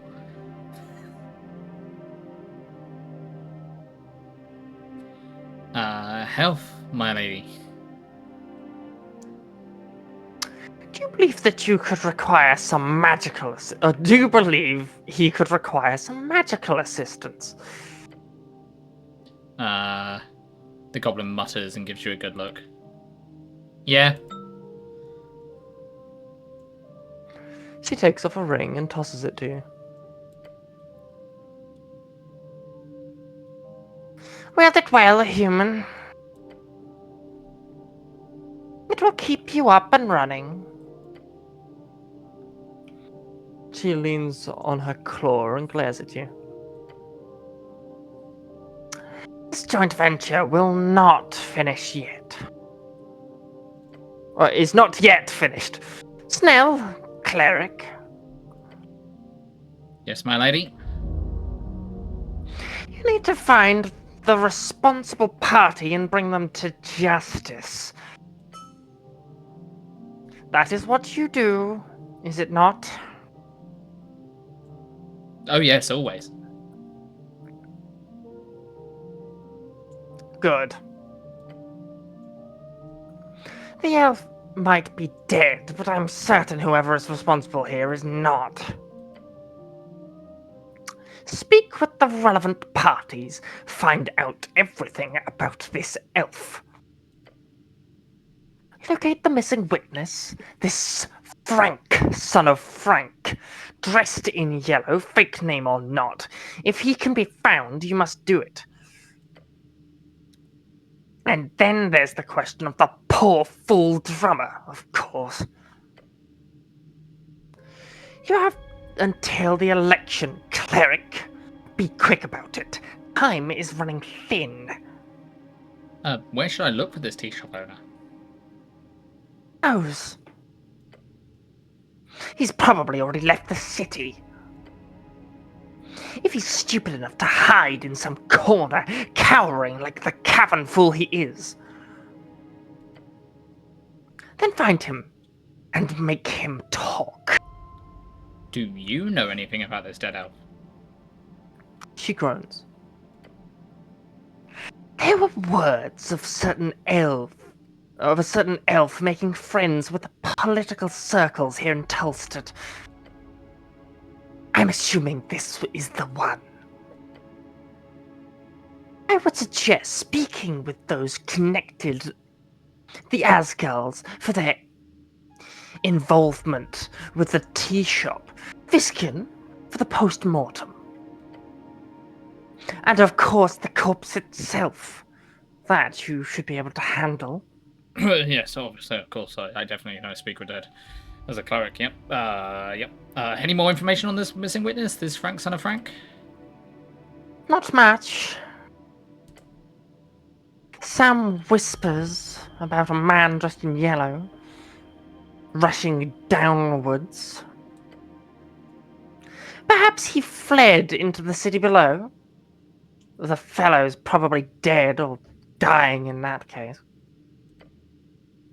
Either way, find him. That's all for now. Fine. Keep at it. Yep, that is all for now. Ring of Regeneration. Regenerating ring gives 1d4 HP per hour. Hell yeah. What can I potentially do without? Oh, I gotta rebuild again. Oh no. Okay, this helmet does look good, but it's not my best helmet.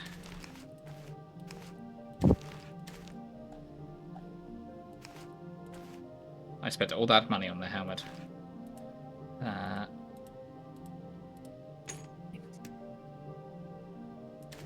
and then let's...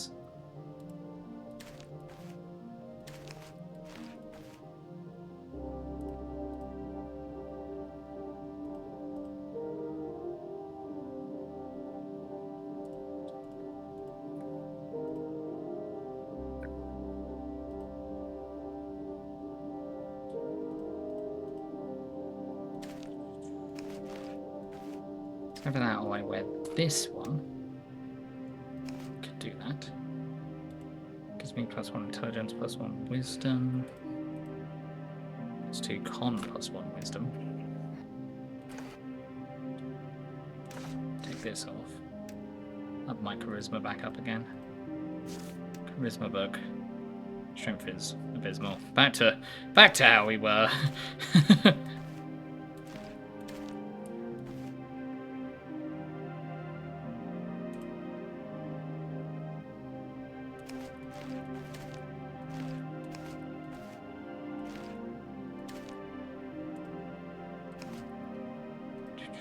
Let's take that off.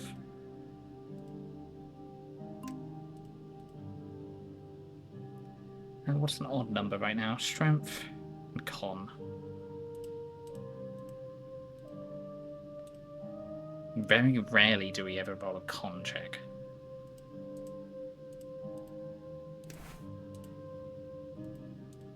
But if we do, I feel like it's going to matter.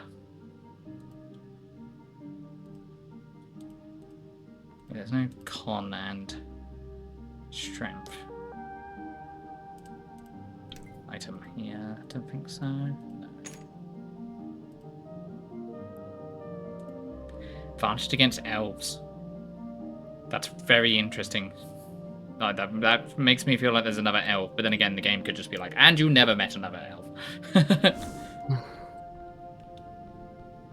Cool. Well, it's more information.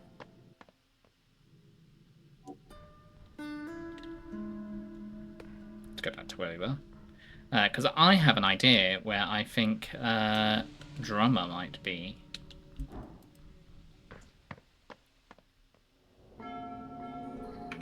Are you open now? No, you're still not open. I got my spellbook yet. Are you closed now? No. I'm gonna pop in here because I think I'll have something to learn, and I think she's a good person to talk to anyway. So Blue, if you want to take a rest, now would probably be the time. Hello, welcome Cetron. Thank you very much for the raid. I hope your stream went well. I saw that it possibly crashed at one point. Ah, B, the raider. But you were just here. Ah, this is where the freeze tried to save us. You approach the mirror, realizing that Vera is watching you quite closely.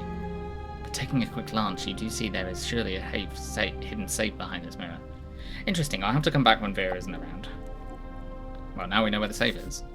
This rug is a fake... Fuck from. How very glib. Spices and extracted juices are the most exotic varieties. Thank you very much for the raid, though. I do appreciate it. Free cities, democracies. Oh, I can go down to the docks. I haven't gone down to the docks yet. Stream went quite well. Did crash like once while doing some chores. Then again, right towards the end, was assigned to M. Was planning on ending anyway. How's stream going here? Stream has been going pretty well. We have made more fairies. We talked to a kid a human kid that was possibly being taken advantage of by somebody else. Yeah, that would be bookmarking it. Her protection from evil and good, etc., etc. No, sorry, protection from evil and good, and etc., etc. Could be useful. And a sword. An incredible sword hangs upon the wall. A Kattegat. +1 strength, +1 dexterity, +1 wisdom. However, I would be stealing it. That's a man in yellow, with a yellow hat. That we found down.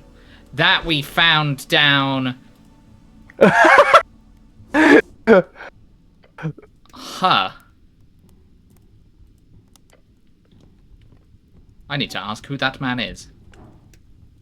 And to behold. I have gained no new information.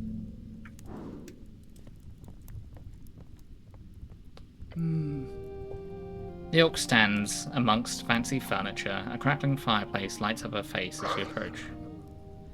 Welcome to the Ascani Reeds Trading Company, cleric.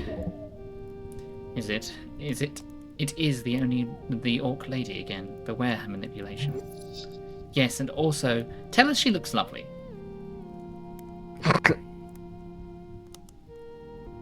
You look lovely to meet you again, Ancient Vera. Oh. She blinks thrice and then just nods, ignoring your flub. Yes, of course. Same to you. Damn it! Not very smooth, dickass. She walks over to the desk, grabbing a piece of paper. It could be a good idea to search the guild warehouse below. Not only to find some goodies, but also to check what's going in and out of the city. This wonderful tree strider lady is the one who decides who comes and goes, so talk her into letting you enter her warehouse. If you ask her that, she will think you mean something very different. I can gladly report to you that the business with the dwarves was eventually solved after you left. Through entirely peaceful methods, thankfully. Oh, really? A contact at the palace helped me recruit 2 Vorgani gentlemen. The giant kind of gentleman. When Alphos saw them coming, he very quickly packed away everything up and left. To tell the truth, I hoped for them to put up some resistance. Sorry for not staying and helping to clean things up. You had no reason to interfere. No worries. Now, is there anything the Ascani Reeds Trade Co. can help you with today, cleric? I have a mimic. That's... She drops a smile. Sorry.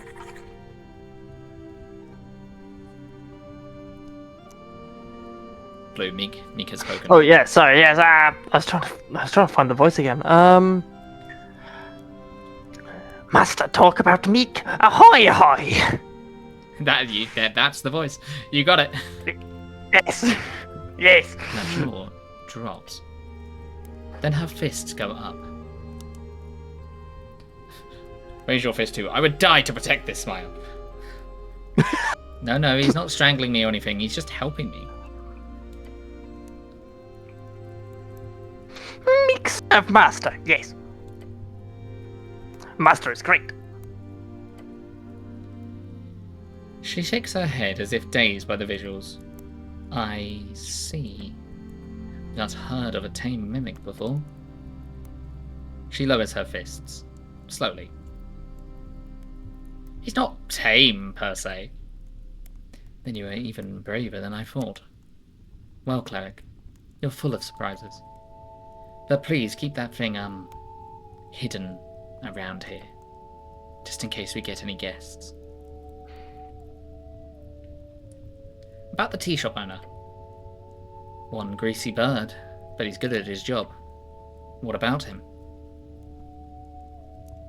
What do you know about him? He's a Yobu, speaks through those mimicry voices. We worked with him in the past. There was some kind of conflict with the ownership of his property at one point with the HWBT. It was resolved. Where can I find him? No clue. Never mind, another question. Well then. I need access to the guild warehouse. Of course, we can have that arranged. It would take some time, of course, security clearance and such. Unless... Unless. I suppose it could be sped up if you were to help me in the matter I'm dealing with at the moment. Would you be interested? I can hear it out. Great. She walks over to a drawer and pulls out several papers. I've got a perfect task for a strong cleric like yourself. She stuffs the yellow documents in your hand. AEFAs.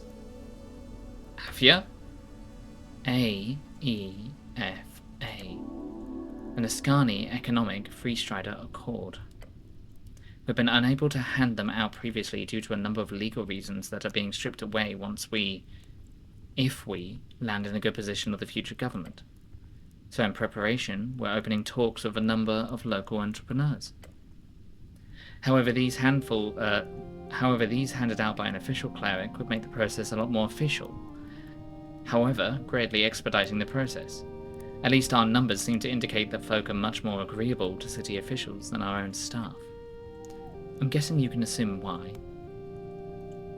Yeah, freestriders are scary. Horrifying, really. She laughs. She taps the document in your hand. These are legal documents showing every clause in the local EFA. Very generous terms that will greatly assist the local corporations in growth, revenue, and stability. We're not all talk, you know. We do actually support local infrastructure and businesses quite heavily. And the first step is getting those businesses to actually join our accord. You want me to hand out contracts? Yes, mostly for them to take a look at. Once we get 3 Tolstad businesses on paper, we'll have met our pre-election quota. That will make my bosses very happy. That would make me very happy. 3 businesses, huh? Yes, of course. If you want to deliver them all, if you want to deliver them to more, just go ahead. The business needs to be established, but not necessarily registered. If you're not sure, you can hand them out anyway. Off the top of my head, I can recommend visiting Viskin's Lich House and the Drunk Sphinx, of course. But I'm sure you can find more. She winks. Come back once you've handed them out. I'll be sure to return the favour. Any news about the tea shop? She sighs and grabs an envelope on the table. Darrow put a stop to any official investigation. He even had his guardian angel place an arcane lock on the entryway. You mean Ette? Yes, his celestial pet. She's no pet. She's a powerful woman. Powerful, yes. Woman, though. I think that definition might be stretched. I've had the displeasure to deal with her a few times here on Tolstad. Ever since she was handed the reins of Coin Lord Lapdog. She seems to enjoy mocking us lesser creatures, coming off almost petty. Strange behaviour for such a transcendent creature. She adjusts her posture. Now, she opens the envelope and reads for you. Bystanders suffered many injuries, no real casualties found after a quick search of the premises. The flames were put down within the hour. Eyewitnesses indicate the flames appeared alongside a loud explosion. A few unnamed people also mentioned the flames were blue for a short moment. Blue flames, huh? The rest goes along with our info. Good to have it corroborated. Where'd you hear about all this? She smiles. We have our sources too, my friend. Blue flames. You're not the first person to mention that to me. Indeed. Clearly indicates some type of magical origin. Sorry, I mean esoteric. Esoteric origin. She winks. She winks a lot. Esoterical. Give her a thumbs up. She nods. And you don't have any of these witnesses recorded? None, I'm afraid. We heard the Halfways had one direct witness who identified himself. A frank fellow. But we found nothing more on that thread. The goblin mutters something to himself. He says, that stupid fucking name, along with some profanities you do not wish to hear. How quick was the search afterwards? She smirks. Apparently only 10 minutes. Damn, that's quick. What's more interesting is that the official report does not mention any lead investigator apart from Darrow himself and the militia org.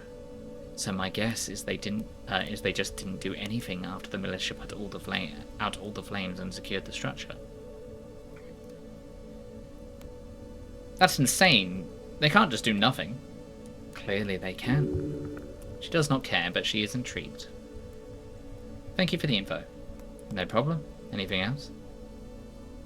Tell me about the Free Striders. You want to know more about the Free Striders? Just in general?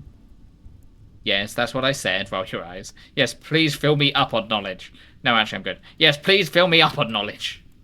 Okay, then. Go ahead and ask. What is Free Strider ideology? Good question. You want the long answer or the short? 3 words or less. Oh gods, okay. I'll say... You've said 3 words. You've chosen to describe Free Striderism with oh gods, okay. She sighs. Okay. Where does it come from? The Free Strider movement? It originated in Old Dominion towards the end of the Coast War. It's said that soldiers spread the word to one another, even between opposing armies. Eventually, once the magical powers waned, the common folk managed to prevail. So you could say it's all a big response to Arcanist tyranny and the oppressive forces of magocracy. Sounds like tyranny replaced with tyranny. You're truly heroes of the coast. Thank you for the story. I don't think it's tyranny replaced with tyranny, because I do think this is an improvement on dictatorship and magic superiority. Like, you know, the liches, some of them might be feminists, but you might come across a lich that isn't a feminist.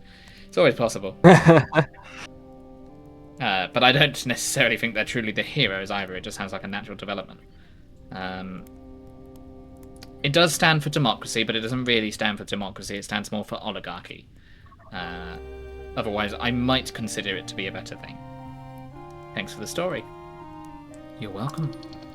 Free Striderism is the only way forward, obviously. Even other forms of rule have led to complete chaos and/or less fortunate conditions for literally everyone involved. The Reedsian dream is possible. It's coming. It's here. That's all the questions I have about free stride riding for now. Okay, happy to share. How I say, please do not use it as a verb. What's with the thing in the fireplace?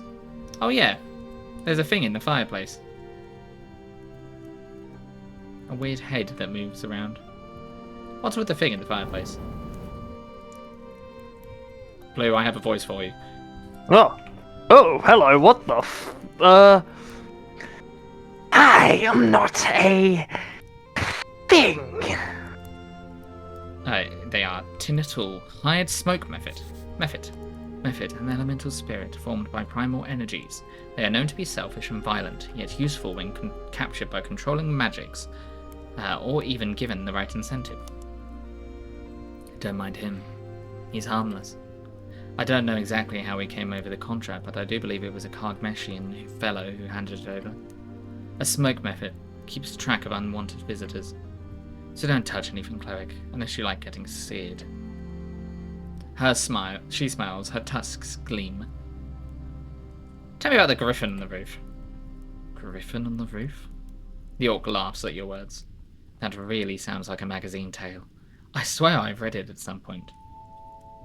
It really does. Right.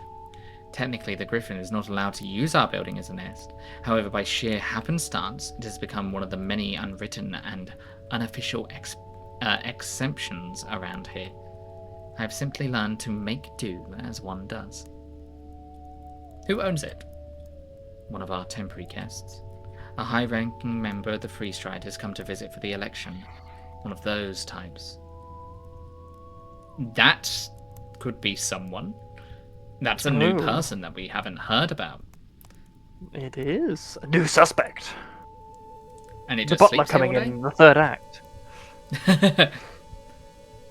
For now, I've heard he'll be heading out after the election. Can't wait. Convenient. Is it annoying to deal with? Yes. Though the real answer to that involved describing griffin droplings, and I prefer to keep away from that. Can I fly on it? I'd recommend not entirely for the sake of your own health. But you don't understand, Vera. I'm trying to find a way down below the city below, and I need some way to fly. Now, I had that with the angel, but the angel just left, so I need a way down. And Unless you've got somewhere to fly off to. I do, though. I do, though. I don't feel as though the griffin can go down there. That's my thought. Damn it. I don't. If I did, I'd totally try it. Somehow, I could imagine. That's all about the griffin. Yes, let's leave it at that. Vera is avoiding answering many things about this creature.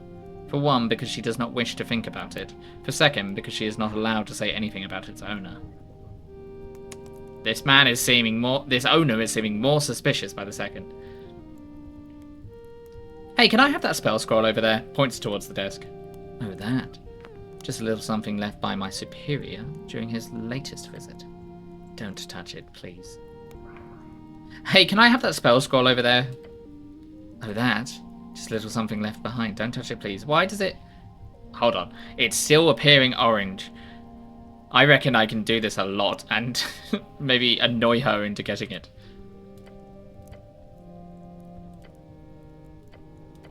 No, it doesn't seem to be the case.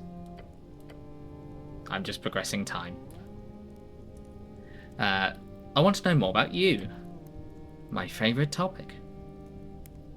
Your own favourite? Hmm. You are your own favourite topic. Yes. She might possibly be acting cheeky. I get to flirt again. This was the original person I flirted with and nearly died, so... What's your mother's maiden name? It's awfully empty here. Do you have any colleagues? Certainly. I am only second in command here on Tolstad. First is Agent Durilius.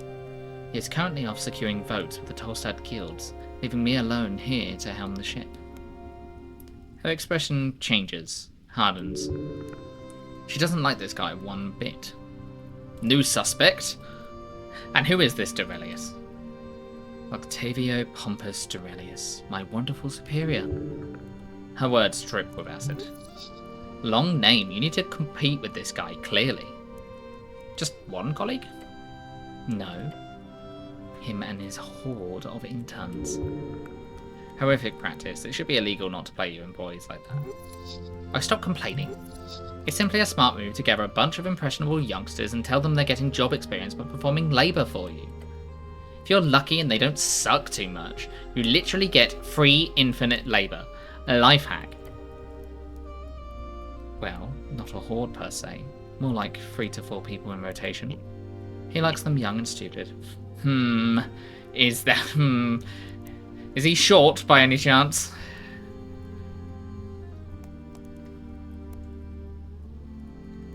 I get a feeling you don't like this fellow. You picked up on that, did you? She gives you a light laugh. He's a bit of a dick. The type to talk circles around with whatever buzzwords he's been taught to use instead of practical language. The type who, in an attempt to sound professional, ends up turning into an archdevil of the deepest hell. You can spend an hour in a meeting with him and go mad as he walks around facts and directs solutions in favour of whatever makes him look more superficially intelligent. Sounds like corporate. Does sound like corporate. She sighs. But if things go well after the election, he might be up for a promotion. That would leave me as first in command. Sounds like Tolstad would be better with you in charge. Thank you, cleric. How kind of you to say. The orc gives you a wry smile. I agree. Confident girl. Woman. Don't infantilize her. First of all, who cares? Second of all, please shut the fuck up. What does securing votes mean in this context? Can't say. Industry secrets, you know. She winks. She winks a lot, this one. I have other questions. Not about your buddies. Sure. What exactly do you do for the Ascani Reeds Trading Company? I make sure the flow of goods remain efficient and uninterrupted by local shenanigans. I also represent the organisation as a member in the Free Strider Party as well, which makes it a lot more interesting. What is your favourite colour? Red. Like blood. She gives you a sinister smile. She's very charming. What's your mother's maiden name? Why do you ask? I'm interested in you. Oh. Right. She's trying to ignore your awkward comment. I did not know my mother. I was born into a Feltire JT, a journeyman tribe, where children are raised collectively. We made scissors. That's my special blood talent, my fate, as it were. I did like it in the factory, so I left to Blood City Bay. I joined a warband, a few actually, learned to be smart, eventually ended up in Reeds, where my true talents were recognized. Scissors? Whoa, hold on a second. What? Scissors? Oh, I apologize, I should clarify. Veroro-Kseg, gifted by blood. Each Orcish clan was given a speciality by the Queen Mother. Oh, that's that's from the Hour of Regeneration. That's what happened there. My clan's gift is a magical affinity for making amazing scissors. Every factory in Feltire was human-run during the Arcane Era. The Orcs were under terrible oppression. Super efficient, honestly. Though being locked down like that sounds like shit. Good thing she left. That's cool? No, it is not. Anyway, the revolution was already strong when I joined. So once I realised I missed all the real action, I ended up taking a job to spread the word. I spent a season in Volgani at first, but I never clicked with the locals. So Norvik it was. And now I'm here. She bows her head in a formal fashion. Anything else you wanted to ask? How strong are you? Strong enough. She smirks. Whom do you wear? Whom do you wear? Oh, this old rag. The outfit is an AR importer, originally designated by Fruck Fram, I hear. Fruck Fram, famous textile industrialist and magical carpet extraordinaire, got really famous during the Arcane Era. Although these are obviously just factory knockoffs. Reliable though. Oh, it's an Aredian Dubois. Alright, here goes. Get ready for the loss of health and possible death. Did I mention how I really appreciate your appearance? Attempt to flirt. Yes, we are having wonderful weather today, I agree. Although it is quite difficult to see it down here on Water Lane because of the ceiling. Wow, smooth. She's avoiding the subject by pretending to not hear what you said. You make her uncomfortable. Nonsense. How could you, this puny little man, possibly make such a handsome and towering creature have any type of emotional reaction? Yes, however, that's what I said. Abort, abort. Maybe try it later instead. I should just give up on this, shouldn't I? I'm not good at flirting. Hit her with a perfect line. You failed flirting once. DC is 20. Not impossible. I need a 16. I need more than a 16. No, I need less than a 16. I need a 14 because I've got Lady Fair, so I do better talking to women because I understand gender. So fuck it. But that's not what I wanted. Just like any feminist, you get a bonus to flirting with women. Is this the message we want to be putting across? Yeah, this feels like a misuse. The perfect line is at the tip of your tongue. Not yet. Gotta swoon her first. What? What? Oh shit, she's looking at you. Quick, still. But what about the perfect line? You've got nothing, kid. Now say something. The orc gives you a polite smile. Start shaking. Cleric, do you have any questions or... Don't lose it. Be cool. Blurt out, a date, a date! The orc crosses her arms and lifts her chin. This date. Could you explain to me what exactly would your plan contain? No, I've never been on a date. Ooh. I just realised you're having death saving throws because you died by rejection. You cringe cleric. Cringe cleric. Also, what the fuck does she do in that like instance? Like, she rejects a cleric, dies on the spot.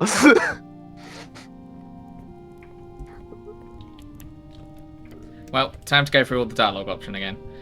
Whilst that's happening, I'm going to run ads. I didn't. You could fucking die talking to women. Oh no, yeah, well, you lose health, so yeah. I didn't. Well, Yeah, with I that in didn't mind, consider that. let's cast Cure Wounds. So then if that happens again, I don't die. But we will attempt to flirt again.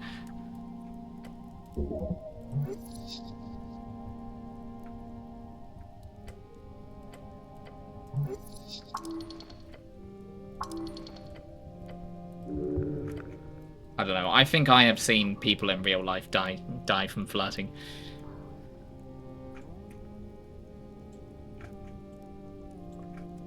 I hate that I cannot think off the top of my head a female serial killer to be able to say, like, oh, who?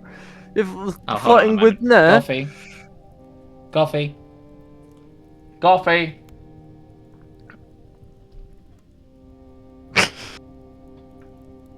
Does she know a lot of female serial killers? Female serial killer.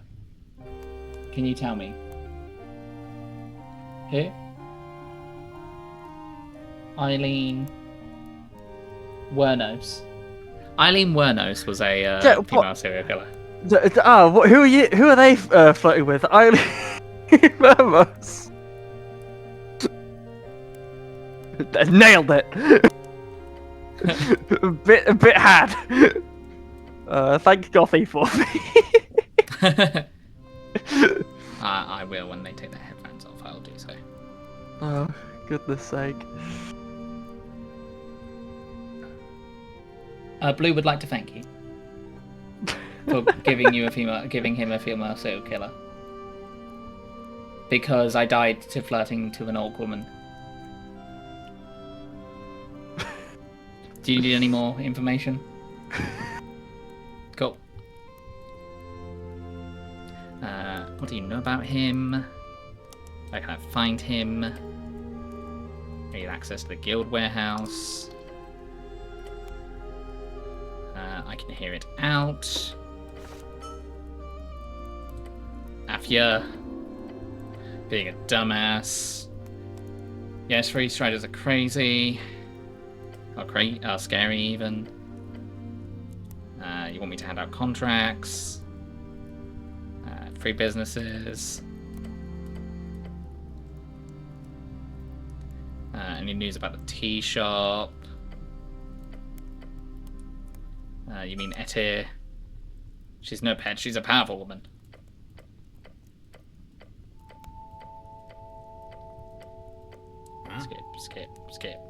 Skip. Blue Flame, she was the first one to mention that to me.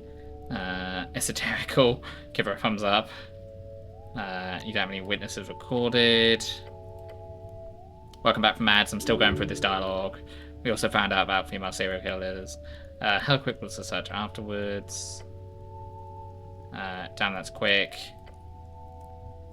That's insane, they can't just do nothing. Clearly they can. She does not care. Tell me about the free striders. Yes, please fill me up on knowledge. What is the free strider ideology? 3 words or less. Oh God's okay. You've already said you've chosen Oh God's okay. Where does it come from? Yep. Thanks for the story. Didn't share my opinions of free striderism. What's the thing in the fireplace? Then we found out about smoke methods. Don't mind him, he's harmless. Tell me about the griffin on the roof. It really does.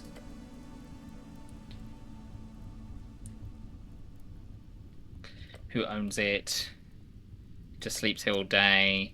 Is it annoying to deal with? Can I fly on it? Damn it, I don't. If I did, I'd totally try. I have a mimic.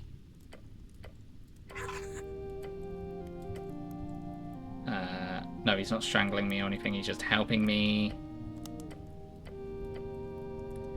He's not tame per se. Can I have the spell scroll? I want to know more about you. You're your own favourite type of topic. Do you have any colleagues? A suspicious individual. And who is this Dorelius? Just one colleague.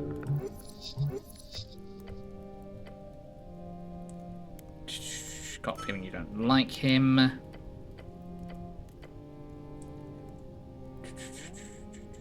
Sounds like also we'll be better with you in charge. Charisma and wisdom argue. What does securing votes mean? What did I mention? Then that's the attempt to float option. What is your favourite colour? How strong are you? Whom do you wear? I'm ready into Boha. What's your mother's maiden name? I'm interested in you. This is really a...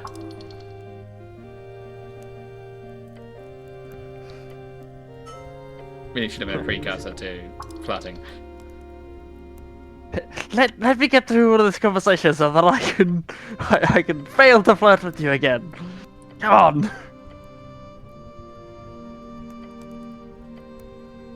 Oh, hold on. Oh, I didn't mean to do... I was going to exit the conversation to say, but she has said new things. Alright, no more personal questions. Good thing. And what about you? You holding up alright? Yes, I'm doing great. Good to hear. She does not care, not really. That's all for now. Thank you, citizen. Now, let me say before I die, we will do it twice. And then, if not, we will wait for the next day. Cleric, what can the AR do for you? I want to know more about you. My favourite topic. You're your own favourite topic? You're your own favourite topic. Did I mention I really appreciate your appearance?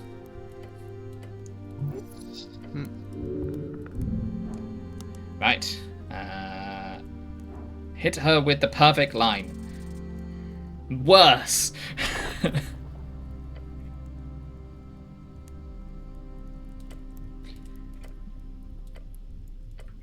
Wait until the damage. What about the perfect line? There we go. We'll go out here. Blood out. A date. A date. York crosses her arms and lifts her chin. This date. Could you explain it to me? What exactly would your plan contain? No. I've never been on a date. That's still a lot of damage. Oh. Her mouth sound hurts. Don't say that. That's the exact opposite thing she likes.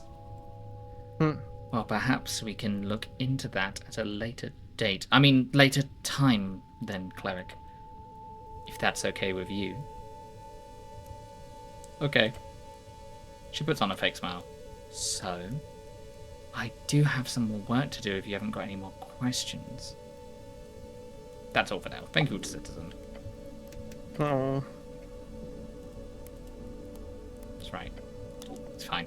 Failing is part of the game. I know. A guy. That might be why you keep doing that.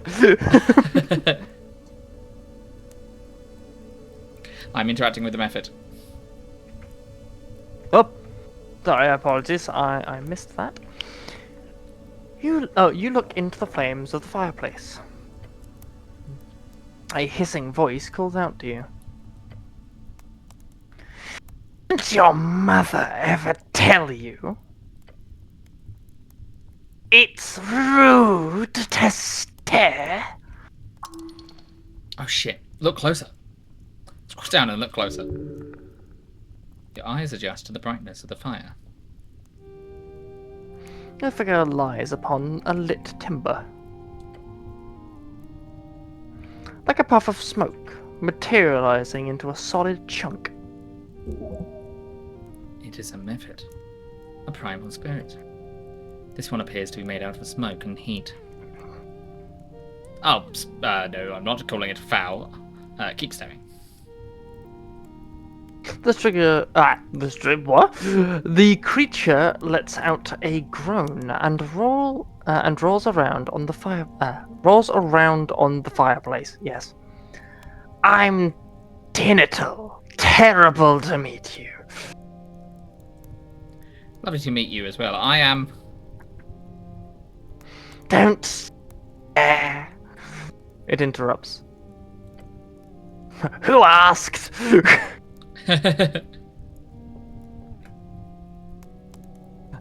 It looks back and forth between you and Snell. You, on the other hand. I'm in charge here, so don't do anything nasty or I'll report you to the Tusk Lady. I'm in charge here. I'm in charge here. Tusk Lady. Amazing. Your goblin companion squints into the fire. Then he whispers to you, I hate those things. I Is hate it like you a too. guardian of this place, or what? Something like that. I'm only obliged to attack you if you actually steal something. Oh, really? Just the little guy.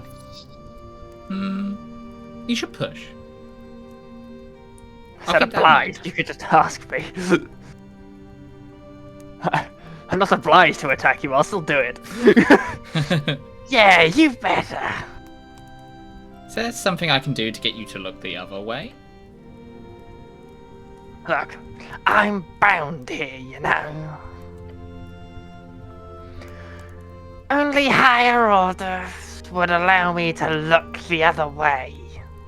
Well, I'm taller than you, so... It sighs, a puff of smoke wisps into the air. If you were an elemental lord or something, that'd change things. But you're not. So... Danger. Fear. Pain. These are just some of the things to make the perfect little girl. This is probably like one of the first constitution checks. Is there no other way? Eating apples. True.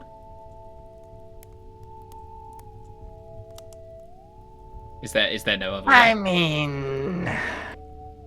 Dramatic pause. I do have a sweet spot for crowns, too. How big of a sweet spot? How about 500 crowns? Sure, something like that. I could look the other way for that. What would he need money for? That's a crazy high amount. What can I say? I like the minerals on those coins of yours.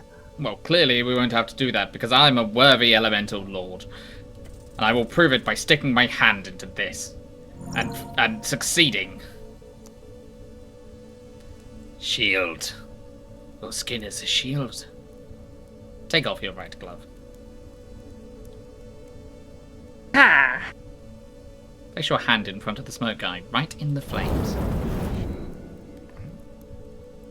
Confidently, you reach forth. Mookie boy! What friting are you doing? With your second hand, you cast Druidcraft, causing the flames to wrap around your hand. Holy hells and bells and stuff! It exclaims and dances around your searing hand. It is not a lot, but you can sway the flames by tugging the primal strings. God be damned, dude! This is enough. Slowly remove your damaged hand from the fire. Your heartbeat screams in your ears. Blood rushing. Adrenaline pumping. Beyond your body, the smoke creature laughs wildly. You're awesome! Fuck it! I guess you are an elemental lord. I look the other way. You go ahead and do whatever you want, boss. You hear him cackling as he rolls over and stares into the wall. Okay, that's it for now. Bye, Spirit. What? Crazy fucker! Got this opportunity now.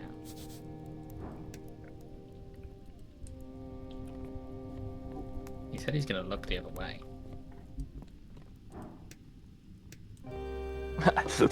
Yeah, but his boss is right there. Yeah, but I could just succeed on the check and just instantly memorize this spell. And I'm sure no consequences will come of that.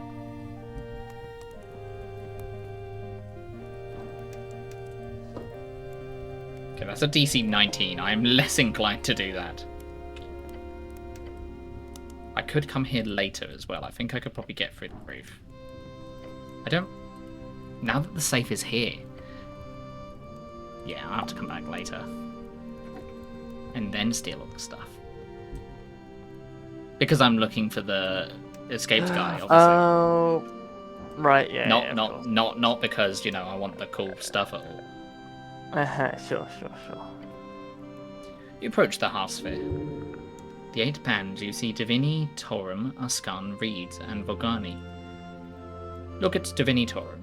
Divini Torum, a pointy coastline centered around a mountain region at its center, marked as Peak of the Gods. Unnatural formations and shapes litter the landscape around it. Gate area remains, signs of divine battle. Further inland, you see a vast plain divided into perfect squares, some with moat-like rivers surrounding them. A name spans this area. It says Golden Horde. Various city-states are placed along the mountains on the coast. Towns and roads are marked out across the plains. A great and terrible band. Look at Ascan. Ascan, you see the burned coast to the east, with the Ilium forest covering the borders with reeds. To the west are all the hills and mountains of Fordnib and Vizcar. It says in big bold letters, Norvik, at the start of the river that cuts through the middle of the band. Whilst this is your home band, you've only ever left the confines of Norvik once, and only to a neighbouring river town. Remember that long ship trip? Terrible. Your stomach grumbles, yet you do not know why. Could be hungry? Apples, yes! More apples. Look at Reeds. Reeds, a vast temperate band. The coast is bent into a large half-lake. Many city-states litter the landscape. Most are remnants of majorocracies. Those who were not destroyed entirely during the Coast War. You see the Ilium Forest to the west, and several marked out areas on the map designated cursed grounds. Apples. Apples or oranges, that is the question. Apples. I have been Apple Boy.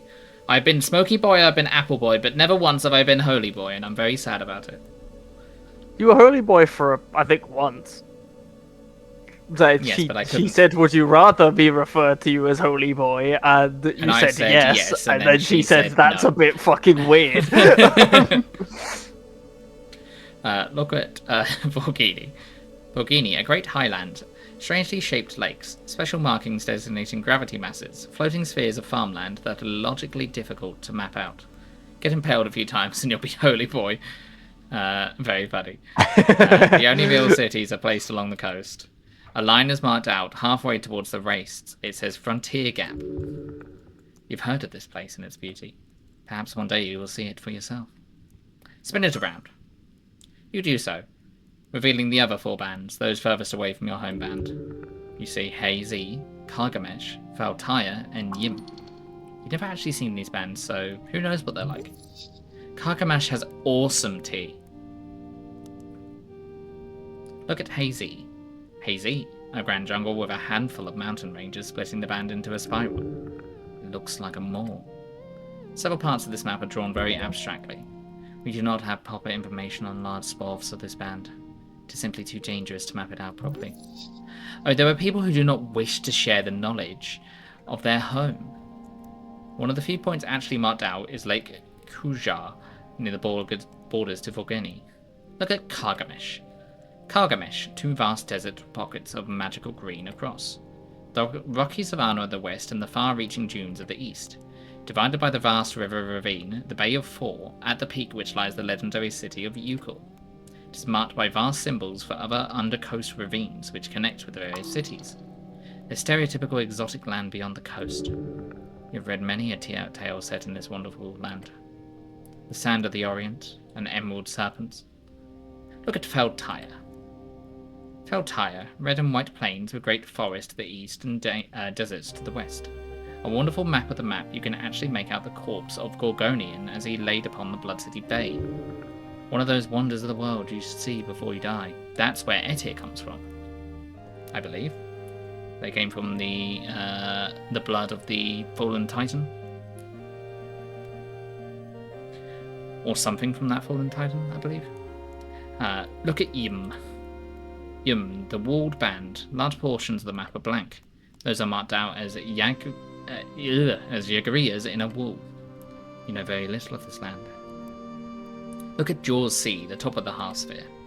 Jaws Sea, the blue top half of the hemisphere. Jaws Sea, a name for the great sea which the Rand surrounds. Above the strip of land you see 1,000 little islands and islets marked out along with common trade routes. But the further up you go, the fewer markings upon the blue. Only the far isles can be found there.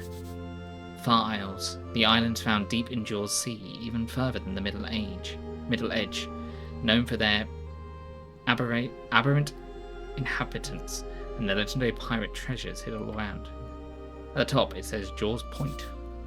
Jaws Point, the legendary first gate. Based on archaeological evidence, the beasts of Jaw believe Jaw to have first entered this realm at this location, at the farthest point of Jaws Sea, right where all the bands collide. None who have tried sailing to this point have ever returned. There's something wacky going on with the sea and Jaw and us, I think. I don't think it's a coincidence that people that fall in the sea seem to have a rebirth of some kind. Beyond that, off the coast of Hazy, you see Salto del Sapo Algria, and below reeds you see the text Middle Edge. This is the sea hemisphere. There are full globes that depict the land in more detail as well. However, since there is no consensus on the exact distance, due entirely to the unstable esoteric natures of both inland and seaward, whether people's view Jaw's realm as a hemisphere or a globe is up to the use cases. Seaward, a term for travel towards the coast and towards Jaws Point. I wonder if it's a half sphere then, I imagine. Does it actually look like this within the world, or is it a globe? So, I don't know.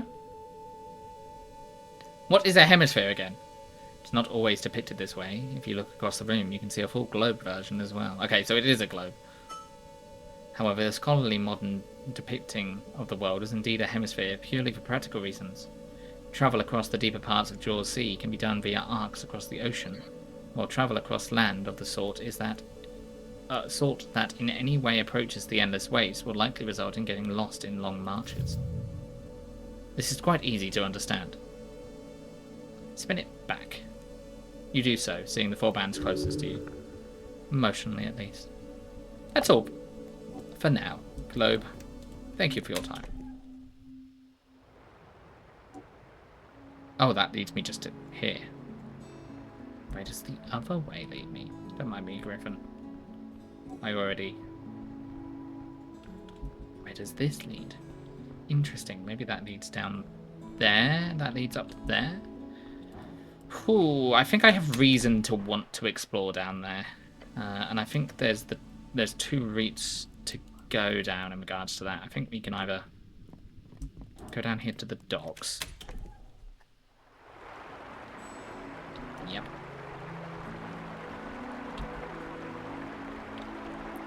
There's the river.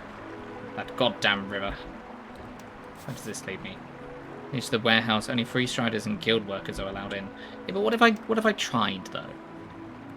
What if I just popped down there and had a look? There's a barred door down these stairs.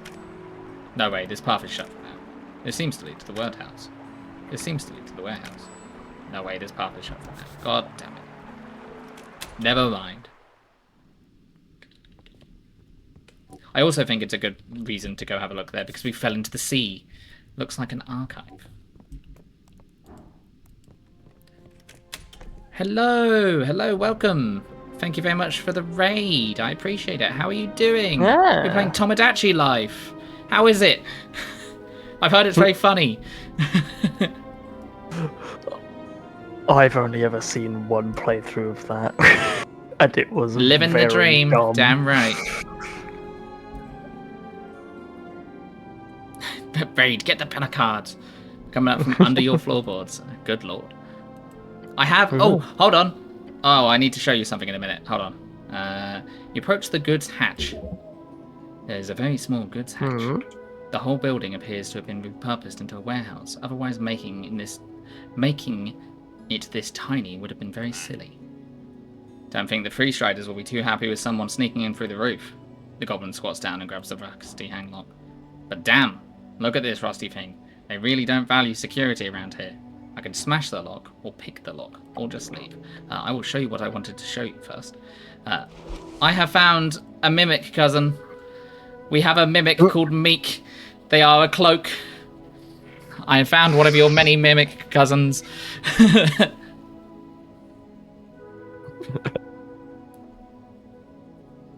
They were very mean to begin with, but then we said we were their master, and they calmed down.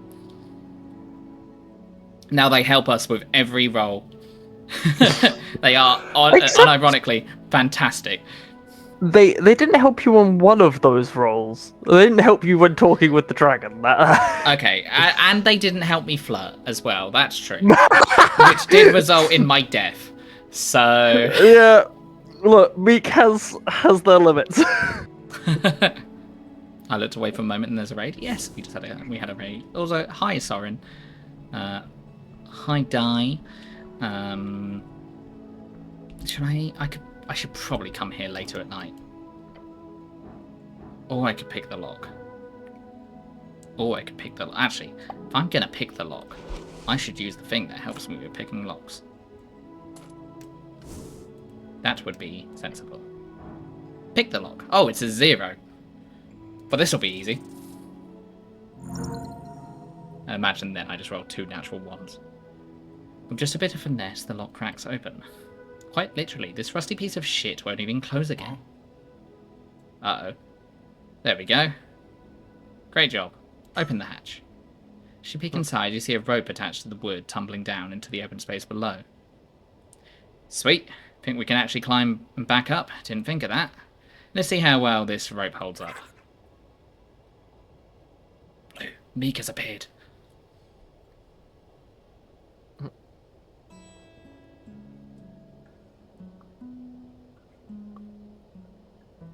I will hydrate, thank you. Blow! Meek has appeared. Yeah. Fuck! Setron messaged me at the worst time. Shit. Meek will help Master climb. Meek can hold rope with teeth very strong. Yes. Cool. Sorry, I don't appear very often. I help in shadows. Well, Master does better things. I love Meek. I love Meek too. I love Meek as well. You can't unequip Call Meek. you Raph? I just need to You know pay what? attention. I will call you Raph. Why not? Hold on, what does that change my stats to? That made it to 12. I had something helping my con. It was this.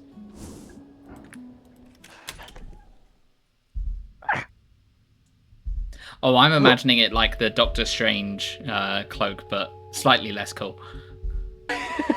What do you mean? Way more cool. It's a goddamn fucking mimic. With a tiny bird symbol. With a tiny bird symbol. The bird is here. I knew it. I knew the bird was here.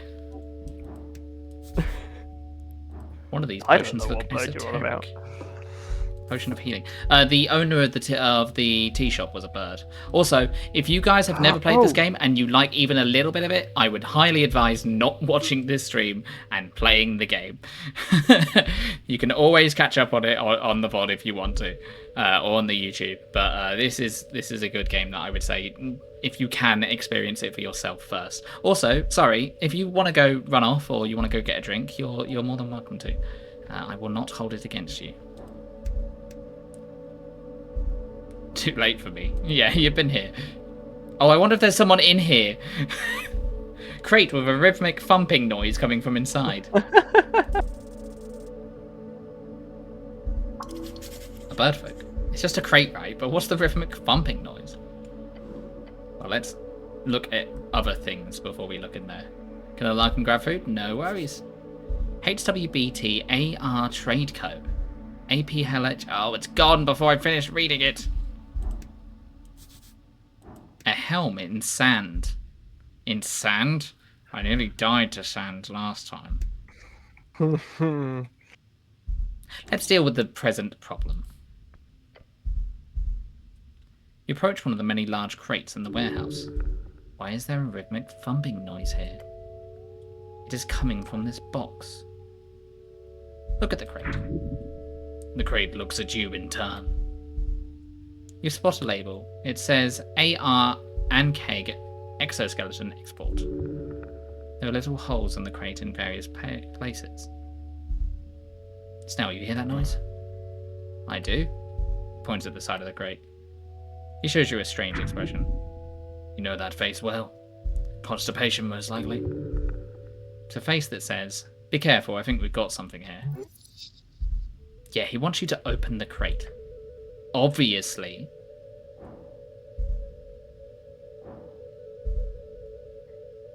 Let's open it. Let's get the element of surprise. With a tight grip, you press hard. It's difficult. Even the goblin strained to put his measly body weight into it. But, rip open the side of the crate.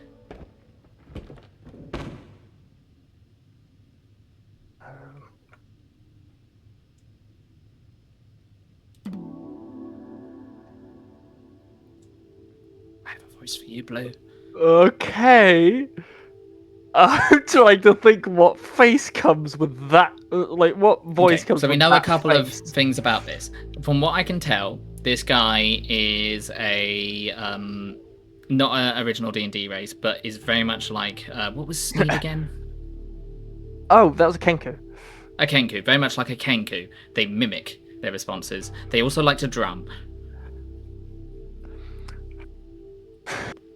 My brain immediately went to like radio presenter voice. Like you're gonna get spammed. That's what. Oh, okay. I can explain. Look. You watch the wingless crow looking creature scramble to compose itself. Drama. The birdman lets out a strange throat noise, then makes a series of nervous chuckles. He's inside of a shipping crate marked for export. He's clearly trying to flee the law. Maybe he has a good reason to escape. Is the fellow in danger? Explain it quickly. Oh, dunk. Yes. I'm just, inspecting the wares. Warehouse wares. Dunk. What's that sound? What? Dunk. That. I'm not. Dunk. So you're inspecting wares, are you? Yes. Lovebird Creatures characters, they're entertaining to me. I just realised how true of a statement this is. I don't know how to feel. Maybe you're just a big fan of birds. I am a local... He stops, shifting his tone deeper. Local entrepreneur. He's trying to assert himself by sounding like a tough guy. The AR. They're my supplier for tea and sometimes coffee. I love what you're doing. That deep voice. It's making you falter. Don't mess with him.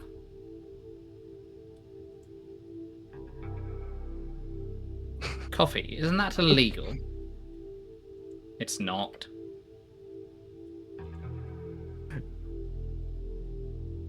Difficult to get, but not illegal. So you're inspecting goods inside of a crate, inside of a sealed warehouse? Yes. What? You don't believe him? Does the trade company know about you being here?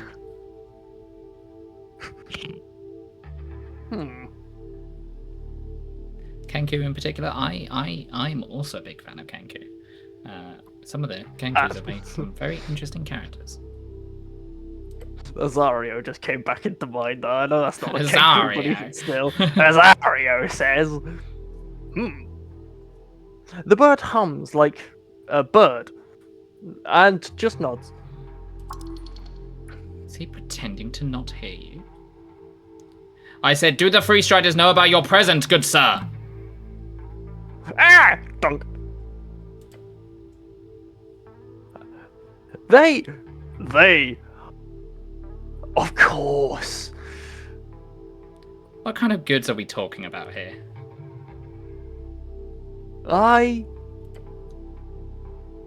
He grabs a scale of Akheg exoskeleton from the crate. I have a great idea. I'm planning to renovate my shop with these.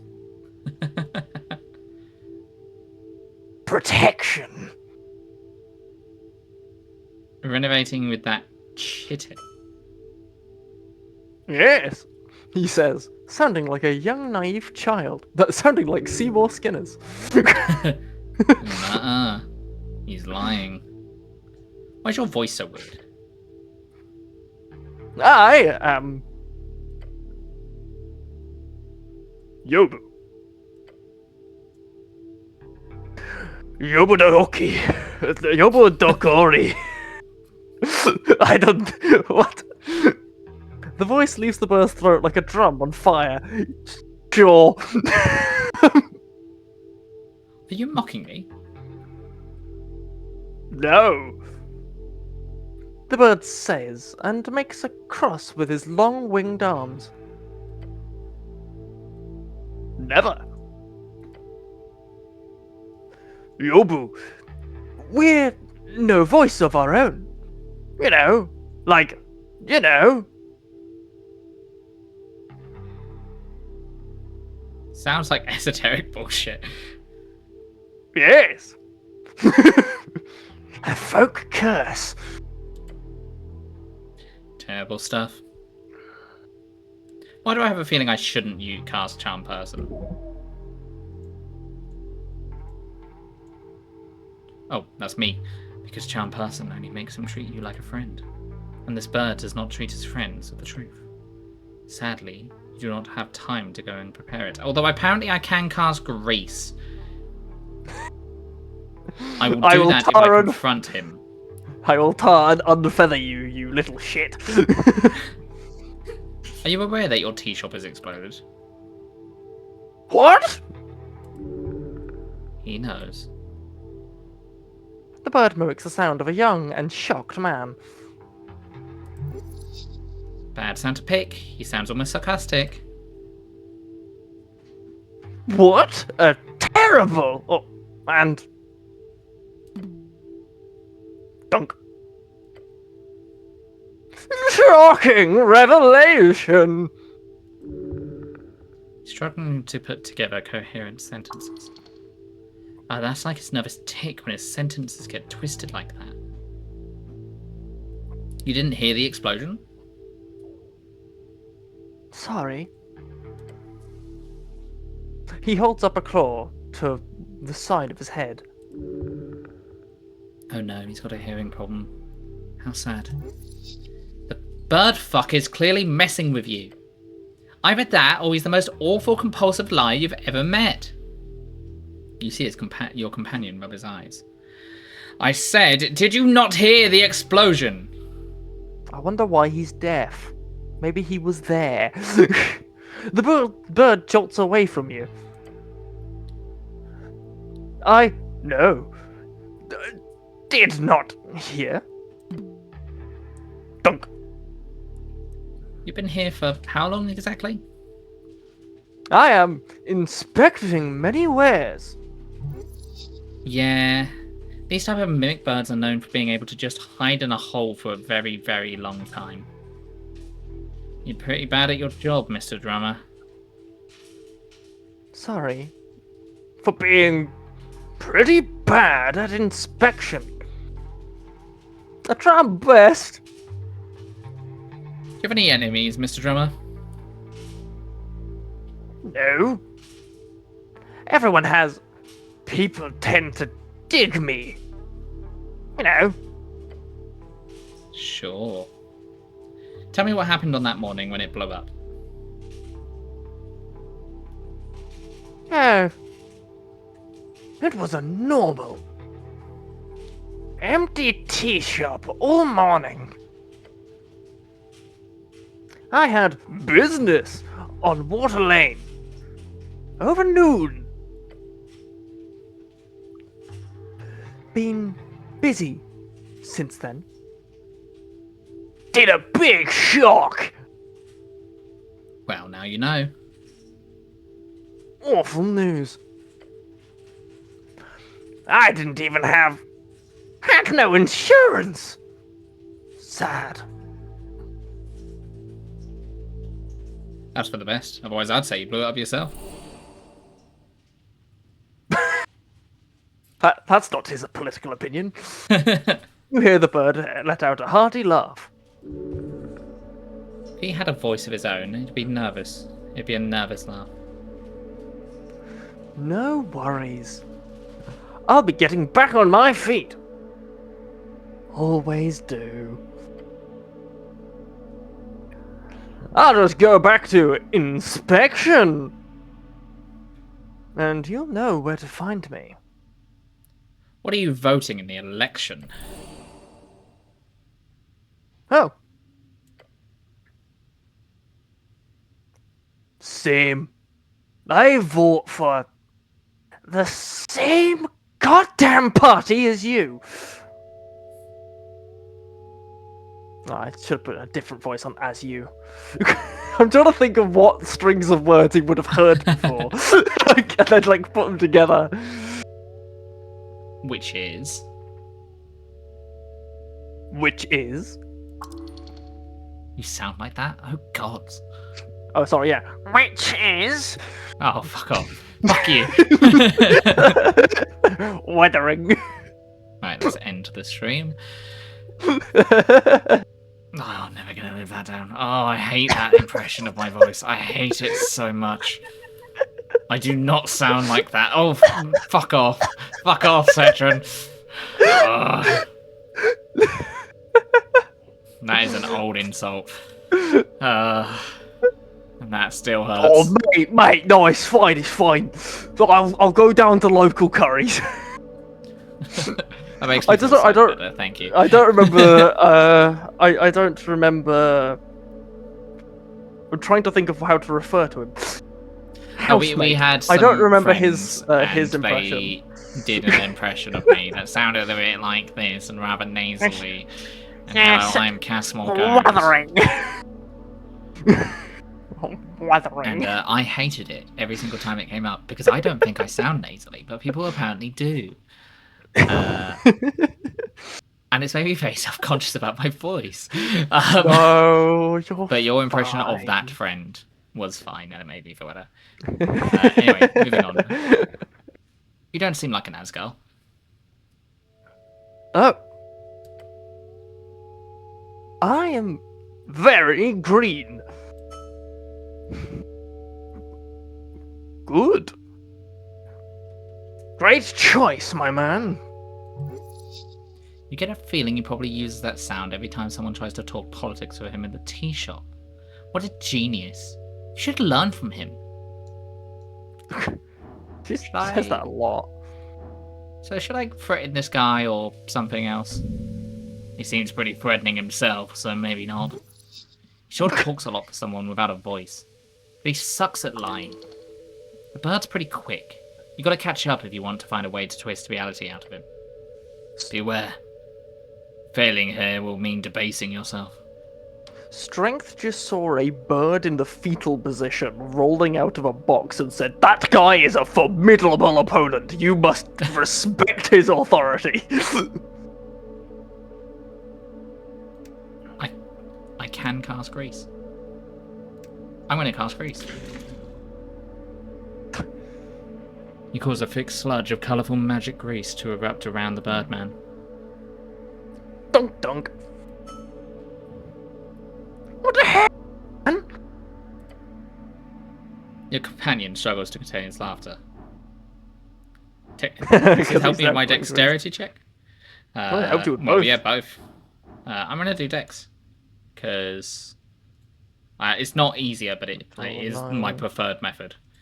So let's find out. I think it is. Yeah, we're easier. fine. I think We're it was fine. 1 point easier. Smooth now. Just continue the convo and slip in the question. Good, good. By the way, I gotta ask, which crate were you inspecting when the explosion happened? It was the other one. The one with potion. It was. He stops. Aha! Got you. No, I meant. Aha! Can't take that back now, Mr. Drummer. Your lies have been eviscerated by my impeccable wit and racociousness? Raccousness. What is this word, Blue? No idea. Racoseness. You're taking it a bit far, cleric. Gives Drummer a frown. Just spill the fucking beans already. Dunk. Now hit him with the big questions. Who blew up the tea shop, Mr. Drummer? Okay, okay. The Birdman repeats twice with the voice of a shrill. Okay, okay. With the voice of a shrill woman.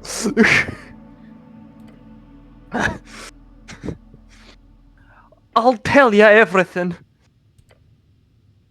Start talking then. I'm running a business on the side. Import, export.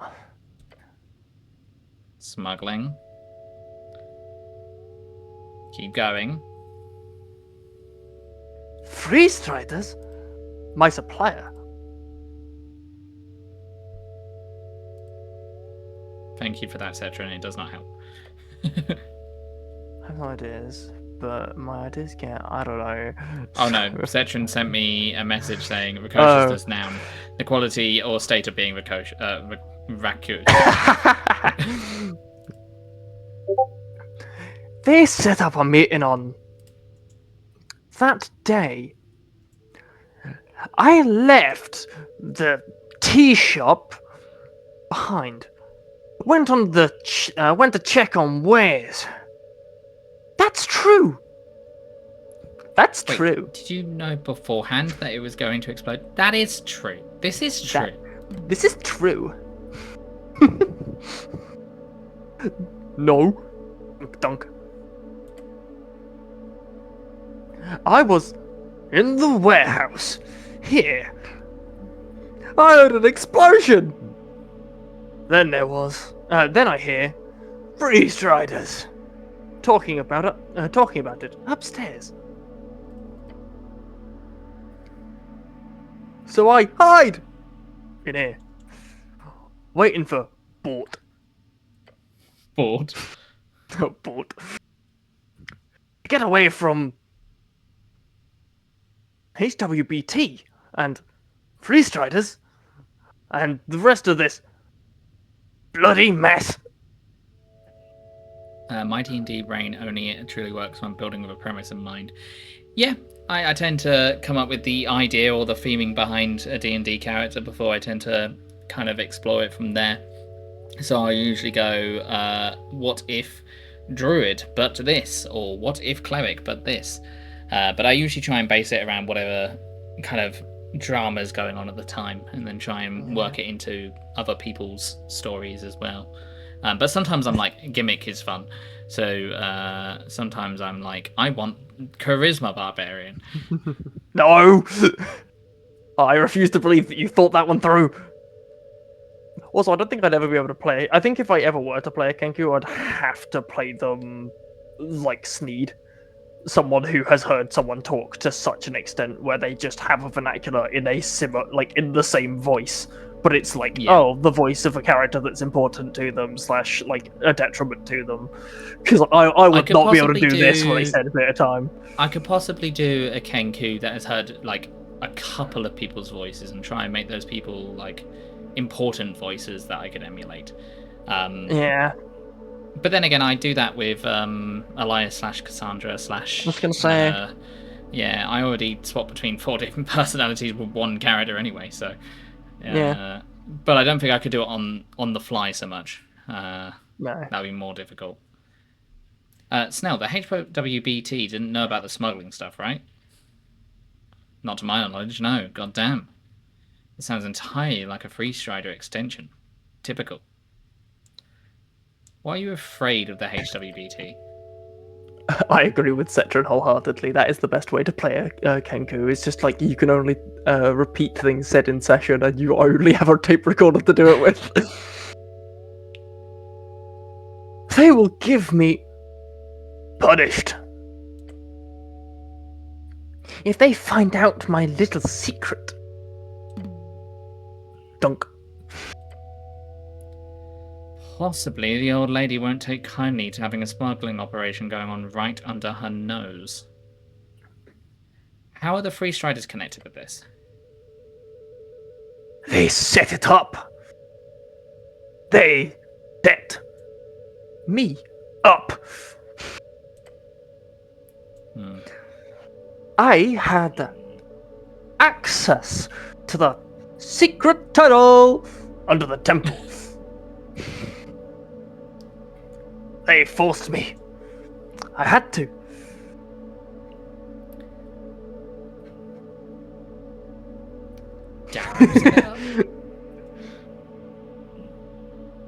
Which explains that actually does work.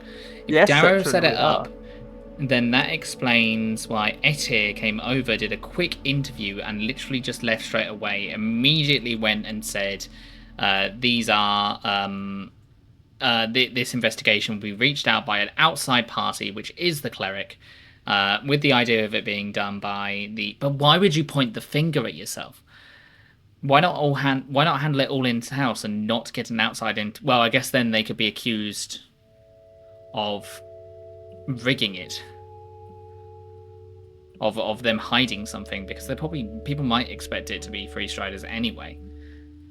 Interesting.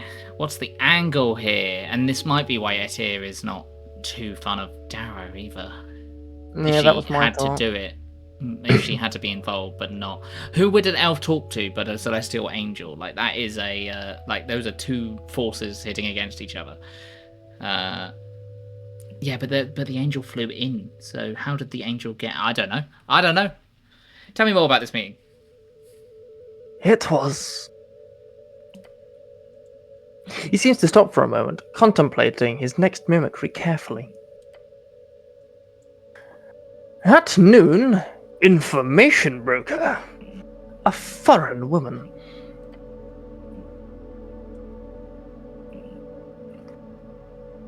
She was selling something to Free Striders.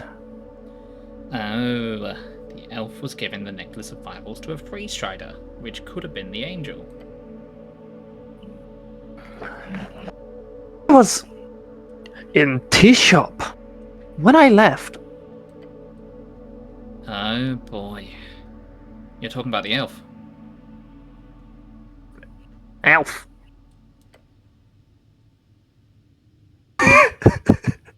Nailed it. As if he just learned the word from you. Speak. Yes. Elf.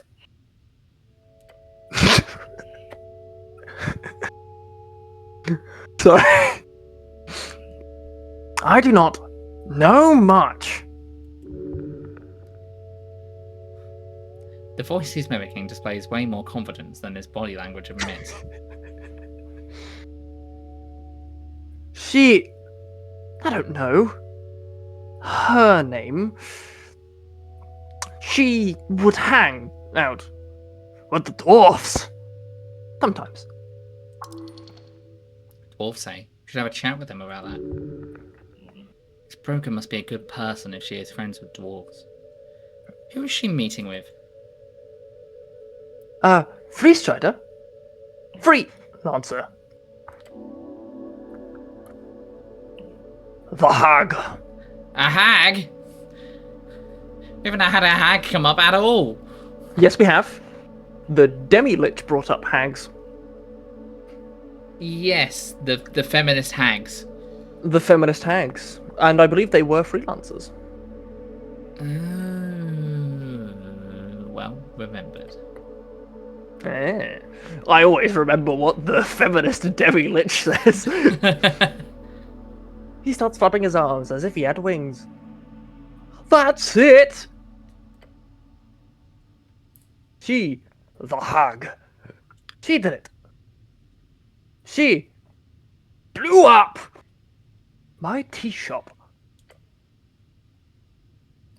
Topical, he says, imitating... Oh, yeah, close enough. Imitating Snell's voice and giving him a nod. Don't do that. But he's right. There's a rogue hag running around, so esoteric bullshit is sure to follow. Now, Snell you can do nasally, because I do Snell nasally. You do Snell nasally, I didn't get that one. We'll need to follow up. Do you know where this hag is located? No. Dunno.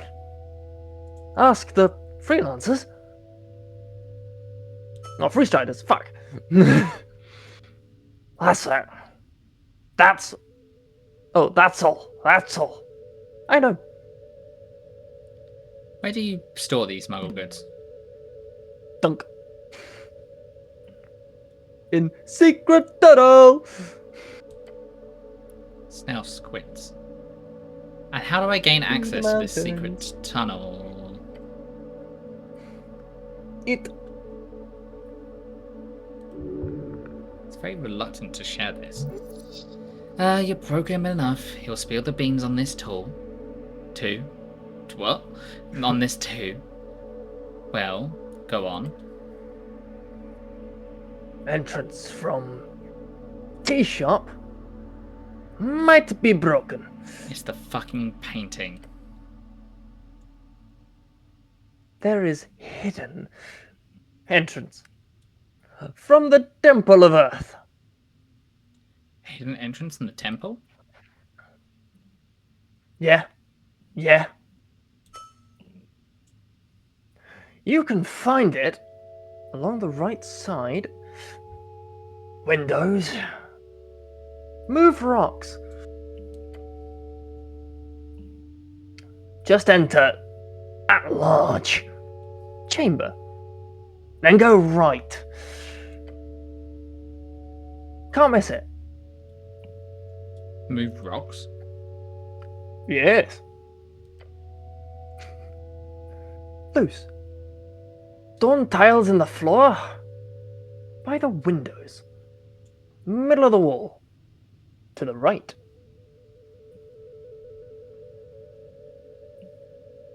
Look, I don't have the the greatest sense of geographical sensory perceptions or whatever. Could you describe this in the form of some other type of non-verbal communication? The bird stares at you for several seconds. He then performs a series of movements with his little talon hands. Using precise motions, he visualizes the Temple of Earth, a big square, and then he shows you very clearly that there are two specific tiles found on the floor along the right wall. These two stone tiles can be pried open to reveal a staircase down to the place he's describing. Give him a thumbs up. Dunk. Turn to Snail and whisper, "What's protocol now?" He whispers back, "Protocol? If he's trying to leave the city, taking his sit reg will be a good start." Sit reg, short for Citizens Registry, usually carried in the form of a small piece of paper, can be used to freely travel in aligned ports across the coast. I'm sure the old lady would love to have a word with him. What's your plan now, Birdman? I will leave. Dunk. I have business in Reeds. Big business. You should really stay and deal with this tea shop mess. The bird stares at you, looking uncomfortable. And you're sure you've told me everything you can? Yes. Please. I'm in trouble. But I did nothing wrong. The goblin scoffs. Let me see your papers, citizen. The bird fiddles with his satchel. A worn piece of paper, his claw holds it forth.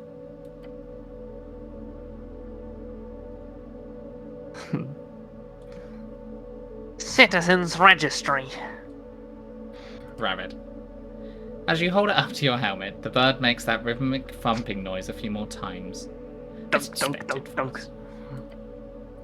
Turn it over in your hands. The paper is thick. It says, Drummer Yimling. Yimling, those from Yim. It's one of the many substitute surnames given to folk who don't have the surname at custom. Born, the 2nd PE. Bet he's picking 02 as his birth year just to avoid looking too fake. It's probably not a good idea for him to leave, but I'm worried about what will happen to him if he doesn't. He's got a point. He is relatively innocent in this whole thing. He sounds like he's being manipulated by the bigger powers around him. But he was clearly aware of it and helped set it up. He was also smuggling. True, he was also smuggling. I didn't think about that. He has committed other crimes. Yeah. Also, I am worried more. about what will happen to him. But yeah, I think you're right. I think keeping him here is probably a better idea over letting him go. I'll keep these. Don't leave the city, Mr. Drummer. Ah, oh. Okay. Good idea. Snail whispers to you. You can always drop them off to Lady Sageleaf. She'd appreciate it. The Birdman looks nervous. But I leave warehouse. Look to Snail. He just shrugs. Should I contain this guy? It would take time to do so. He does not deserve it. Your gut tells you no. Boring. You can go. Thank you. The voice sounds sarcastic. Huh? The Birdman starts to shuffle towards the stairs. He slips on the grease. One more thing I should inform you. That the elf was found dead. He freezes in his step. Without looking your way, you hear him mimic a shrill voice. That's not my problem, Spider-Man. And then he keeps walking. I fail to see how that's my problem. Did he know? No, not for sure. But he had a hunch.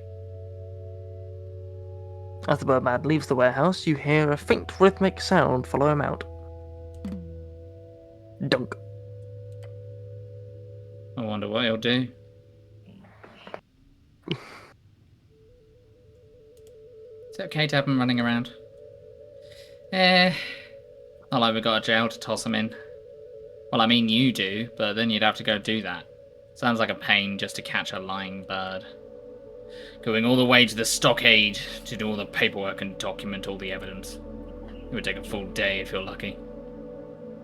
You happy I took his papers? Happy isn't the right word. but sagely might be slightly less pissed this way in the short term. Having to deal with that bird sure is a headache.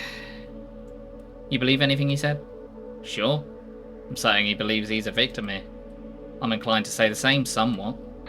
And he did not blow up the tea shop, not with that smuggling stuff going on. And that elf. His voice trails off, then he mutters a curse word. She had a connection with the Asgars and the tea shop. She also had a meeting with the Freestriders. Feels like she's a string connecting every fucking part of this city. What a fucking mess. Cool, let's go. Toss the papers to Snell and leave. And with that, I'm going to save. I'm going to go for a quick break, and we will be back in a little bit. So I will see you all in a little bit. Hello, welcome back. Blue has had to go for a minute. I will continue to look around. Yeah, I could eat a couple of apples. Damn right I could eat a couple of apples. In fact, I need to heal, so let's eat a bunch of apples. That's a lot of apples. You can call me Apple Boy. Tiny bikes. You stare at the rack of hanging tiny bikes. Some of them are very tiny. Pocket bikes, the dream of every kid in Norvik. They're covered in dust. The bikes don't seem to be doing anything. Well, that's a horrible thing to say. You want one? Mm-hmm. No, thanks. I'm assuming they're broken anyhow. They'd never leave actual functioning pocket bikes in a place like this. Way too expensive. Snell looks around. You stare at the tiny bikes. Can I ride one of these things? And the sure size of a goblin with a reduced spellcast on him, no. You'd look like a jester, but not in a good way. You stare at the tiny bikes. Try touching one of the tiny bikes.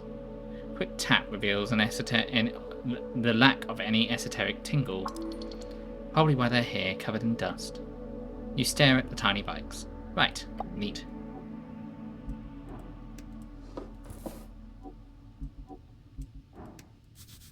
Some hammers, one could be useful. Simple hammer. +1 advantage in situations where you might need a hammer. Expensive potion sits on the top shelf. You couldn't even possibly reach that high. But I can, though, because I have Mage Hand. The Mind Expansion. What on earth is the Mind Expansion? A minor intelligence increase. Don't mind if I do. Some huge scrolls from Divinitorum. Enhanced ability. That is a very good spell for me to have. Does it function the same? Second level transmutation, cast in turn 1 action, category primal, touch, verbal, somatic, and material. Concentration up to 4 hours. Tapping into animalistic energy, you enhance your mental and physical attributes until the spell ends. You gain proficiency in all ability scores. In the ability scores you already have proficiency in, you gain expertise. Interesting. Very useful. And some money. And a helm in sand. Last time I found sand, I nearly died. So let's see what happens. I thought something was going to happen. You pick up the polished sallet helmet, sand flowing from its orifices, but before you remove it from the box entirely, you sense your scarf rushing to your aid. Not again. You see something shifting in the sand in the crate. No. It is the sand that is shifting. Dodge the sand? Not again. Meek! Snell is desperately trying to help you. Dodge the sand. In a heartbeat or faster, you pull back your gloved hands. You watch as the sand attempts to rush forward, the shape of it like a slithering esoteric creature, and it barely graze you before slinking back into the box. Aha! Won't get you again, you damn spooky blood-sucking sand monster thing. Then the sand goes still once more. Look at it. Nice job. But yeah, the sand isn't really sand. Good job getting the helmet though, it looks really nice. Snell rushes forward with the lid in his hand. He shuts it with a satisfying thud. Good gods! I hate mosquito sand. Yeah, same. The goblin does not respond at first. He is simply looking around and sighs. Be more careful. There's lots of weird shit in here. Okay, I'll leave this thing alone for now. Be happy about your new helmet. A helm that provides a balanced combination of defense and mobility. Often used by ranged troops in the Coast War, it is still a mainstay in any archer division across the coast, primarily because of the hundreds of thousands of esoterically rust-free sallets left in caches after the war. Wait, is it called salet or salet? Or is it salé? Those Dominionians surely never could get their tongues in order. Is it a good idea to go just out of the door? We could find out. Yeah, I've got the rope. I can just climb out. Fair.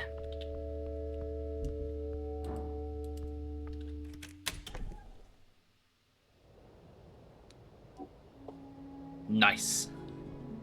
Helmet achieved.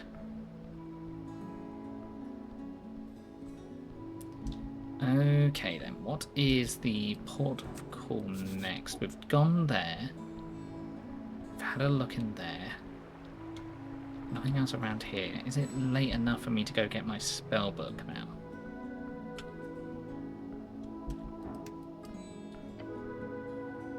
The hatch on the door swings open. Hey-o! Pair of yellow piercing eyes gaze at you from beyond a veil of bushy feathers. I'm here to pick up my book. Yes, it is done now. Now you pay. Nice, how much do I owe you? The process was quite complicated, but I handled it like the pro I am. The final cost is 250 Norvokian crowns. Norvokian crown, roof crest, indeed. Norvokian crown, the official currency of Norvik, suffered heavy inflation during the years after Earth's passing. A meal is somewhere between 5 to 20 crowns. A cheap month's rent is 100 crowns. A spellbook is 50 crowns. An average salary outside the city is up to 300. An average salary inside the city is up to 500. Oh boy, that's a fair amount for you. Pay now. You could purchase a basic spellbook for 50. However, if this bird is as proficient as he believes him to be, then it could be worth the cost. 250? Yes. Crowns? Yes. It's a crazy high amount. No, you are wrong. It is very reasonable for this kind of job. Damn, should have said the other thing. Make him lower the price through pure charm. Hell yeah. You gotta comb his feathers, you know. Just say, make it 100 and I'll owe you big time. Wouldn't it be nice to have a cleric in your debt? True. Okay, pay 100, then you get your book. Nice, that's a big discount. Alas, since you're so fucking poor, you still can't afford it. I'll come back later, maybe. You better. Book stays with me until you do. Stick an AEFA into the deposit slot from the free striders next door. I see, I have heard of this. To be considered. Anything else? Another one delivered. Hells yes.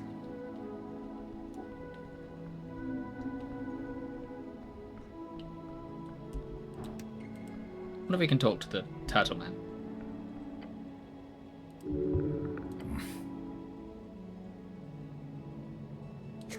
Okay, we have talked to the turtle man before, so I don't know why there's new dialogue. But turtle man is blue, so I would need to wait for blue to Well, return. do not worry. I am here. Ah, let's talk to turtle man then. What you have missed Alright. is I had a look at the helmet in the sand, and it was evil sand, like before. However, I had victory because Meek told me about it before it happened. Hell yeah.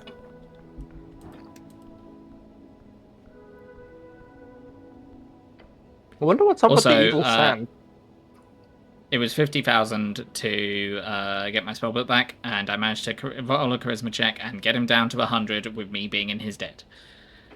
Hell And yeah. yet, and then Dexterity chimed in and said, despite that, you still can't fucking afford it because you're so fucking poor. So, knock on the door. Right. You Rap, approach rap, rap one against of the the solid wood. Apologies. Very solid, very rhythmic knocking. Wait. A moment passes as it does. Then the sound of a heavy latch sliding as it's flung open. Oh, this is what? Oh, Okay, this is not what I expected. I'll read out this this bit is not until Diego someone speaks. Maori. Beyond the frame, you see a human male, mid-30s, his short hair ruffled, his cloak wrapped around him like a makeshift toga. His face exerted in panic. There you go. Oh, God! No! No, no, no, no, no. You see the tears form in his eyes as he leans forward, pleading, "What happened to him?" How awful. He thinks you're here to deliver terrible news. Calm down. No one is hurt. Oh, thank the gods! He rushes in to give you a big hug. I am imagining this man has just come out of the shower and is in a, big towel. Hmm. I don't know why, but that's Hug, the impression he gives off. hug back. How lovely to share an embrace with a fellow man. This truly makes me glad. He takes a step back, wiping half-formed tears from his cheek. I am Manus. I must have jumped to conclusions here. Yeah. Sorry about that. We're here to investigate the tea shop. Yeah, what he said. Oh. This generic human male looks around. I'm afraid I'm not at liberty of disclosing information to my local militia. That is what you are, no? A cleric of the local militia? Just stare at the man. You see, Octavio, he's a busy man, but he directly instructed me that in the case that there were any inquiries, they were to go through the official channels, even for his inner circle. Well, maybe this is the boss of Freestrider Lady. Ooh. Or the servant to the boss, I guess. That's very suspicious. I'm sorry, I swear to you, we have all the legalities in order. I have diplomatic immunity. That's what it's called. Diplomatic immunity. Your companion gives you a raised eyebrow towards the fucking ceiling type. Towards the fucking ceiling type look. Diplomatic immunity? Yes. Who are you exactly? Oh, I am Manus, as I said. I am a freeze-rider and member of the Ascani Reeds Trading Company. I work for the first-in-command Guild Agent of Tolstead.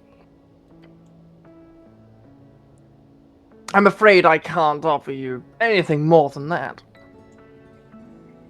Take a long, drawn-out breath. So you're saying... Good day. He shuts the door in your face. Ha! That was a rollercoaster of emotions.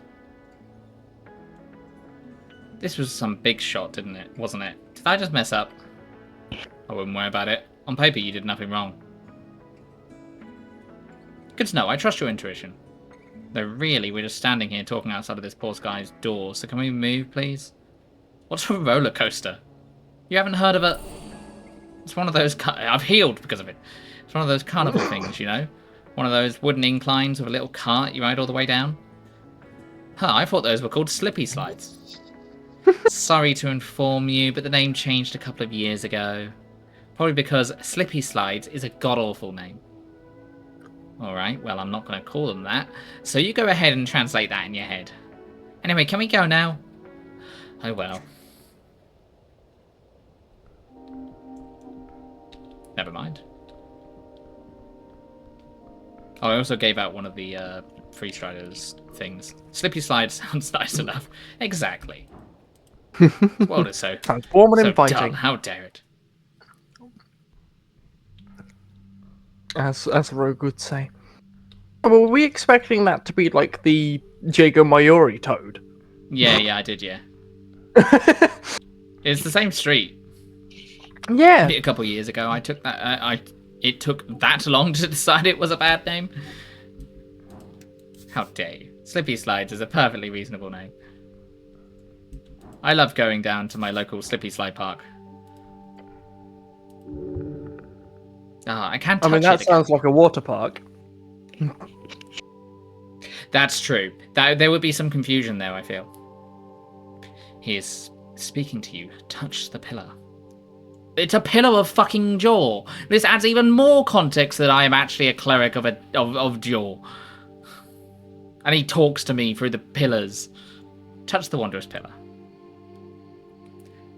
You place your hand upon the smooth surface. The whisper gets louder. It says something to you.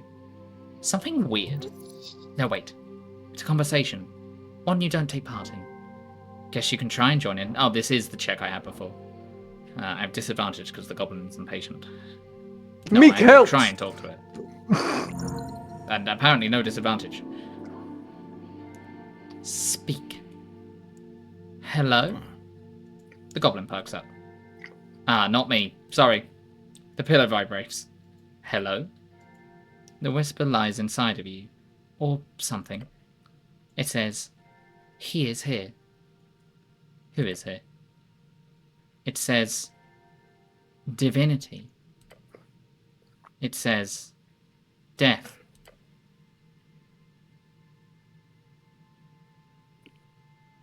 It says, necrocrat. Necrocrat. Necrocrat. As in, like, Necroc rat. Necrocrat. like technocrat. Yeah, like technocrat, yeah. This reminds me of a weird anecdote that High School Musical was only called that because they couldn't come up with a better name than the working title. That does happen quite a lot, especially in movie production. They often put a title on something and then just kind of accept it because it's better than anything else they can come up with. What? The voice ends.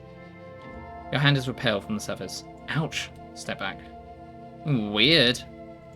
You understand plainly. There is more to this pillar you need to investigate. And in time, and further below. So get the fuck down there. Finish up. You've been trying to do that all this stream. You idiot.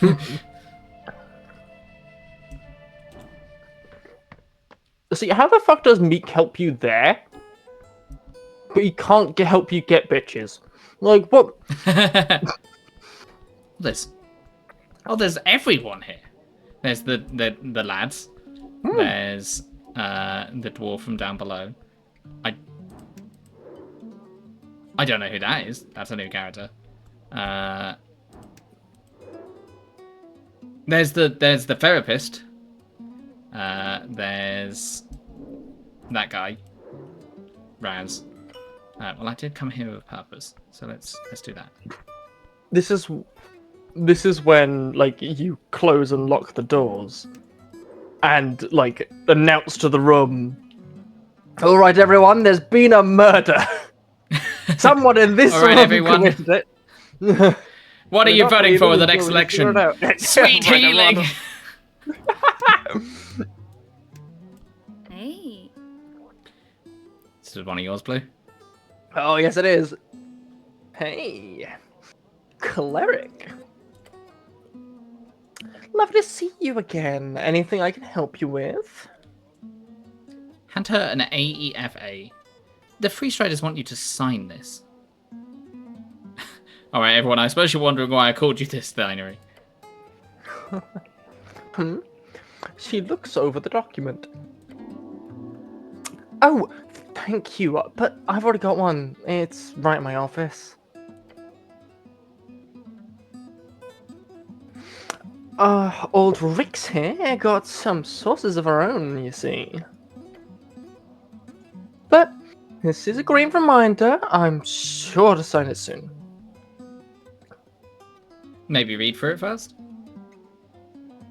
Don't worry, I have. She smokes. Everyone's smirking. Yeah. The Free Striders are very good business partners, you know? The economic support they offer is unprecedented, and what's without mentioning their general view on trade making the entire marketplace for economic growth. Now I'll finally be able to deal with the in futures again. You know, without having to deal with all of those pesky and, quite frankly, tyrannical oversights. Time to make some money. And you, what else can I help you with? Do you know anything about an elf on Tolstad? Elf. An elf. On Tolstad?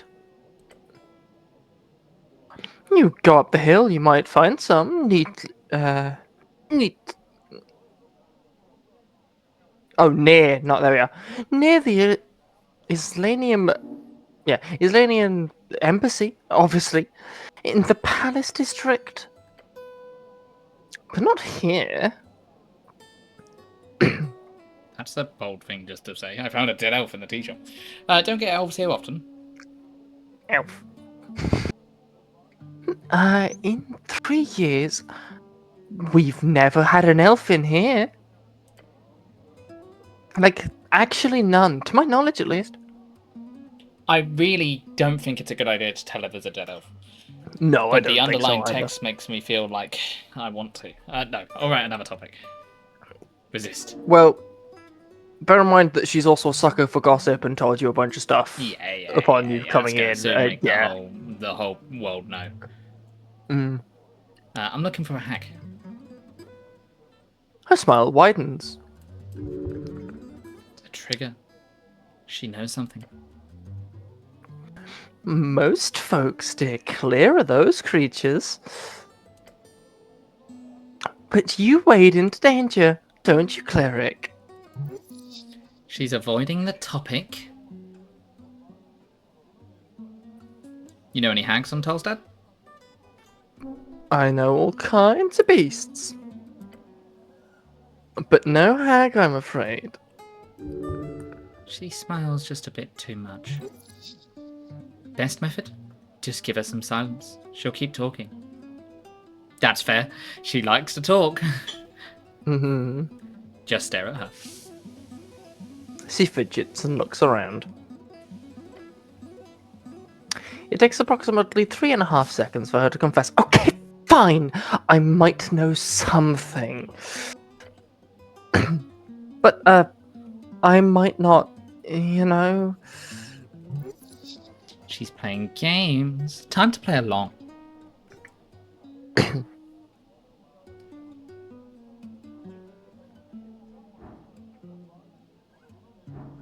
Is it legal to lie to city officials? Lie? City of Fiscals? I would never do that, she says, and gives you a slight frown. Despite me mispronouncing it, it's just that the intention still came across. I'm also fairly certain that you're not an actual law cleric. She could be in danger. The fiendish woman furrows her brow. Then she gives you a quiet laugh. She can take care of herself, mostly. I need to question her. She's a suspect in the tea shop explosion. She shrugs. Understandable. If there was a rogue hag running around, I'd be suspicious too. What if I threaten you? Place your hands on your hips. Her maw opens in wild laughs. You're... Oh, wow. You're such a little cutie, you know that? Ouch. Your flesh and stomach. It hurts. What if I bribe you? I'm shocked. Do you really think I'm withholding information from this great city of Norvik for some greedy scheme? She taps the tipping jar on the counter.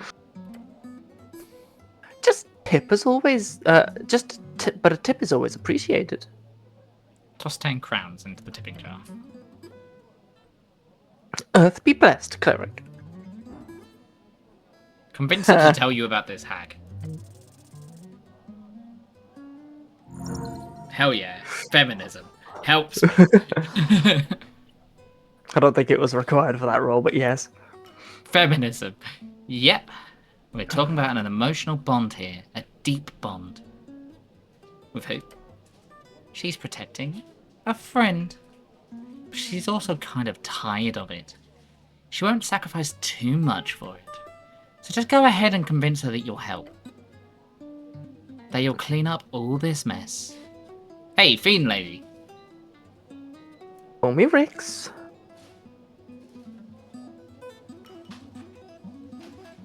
Rix, I'm here to help. Your friend is in big trouble. That's not good. She's also thinking, for me? How do I find her, Rix?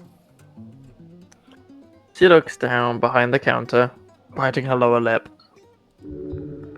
She's contemplating the situation. Stay silent. This is a big decision. I promised her, but... Damn it. I'm delivering food to her, alright? Head down the well in the back. Fucking knew it Oh was my a good god, idea to you go down that bloody almost, well. you almost just launched yourself. She was shitting bricks when you almost jumped down there. If you speak the words slow as a snail before jumping in, it'll cast Featherfall on you. I saw you last time, Cleric. That wouldn't have been a good plan if you didn't do that. Thank you. No, I can say thank you after you fix this damn mess. She's not the type to hold up like that. And, don't tell her I let you into her secret cave, alright? She winks. Contain yourself, woman. That's all for now. Thank you, citizen. Say. I will do that next time, but for now we will just go around the cast of characters. I was gonna say, I think I'm all fresh out of crazy voices. Which no doubt the hag would have. Cleric of Norvik. Yeah. The dwarf's glowing smolder eyes glinter as he bows before you. Lovely to see you. Me and Romulus here are taking a little break before we head back to Vargby. Bow back.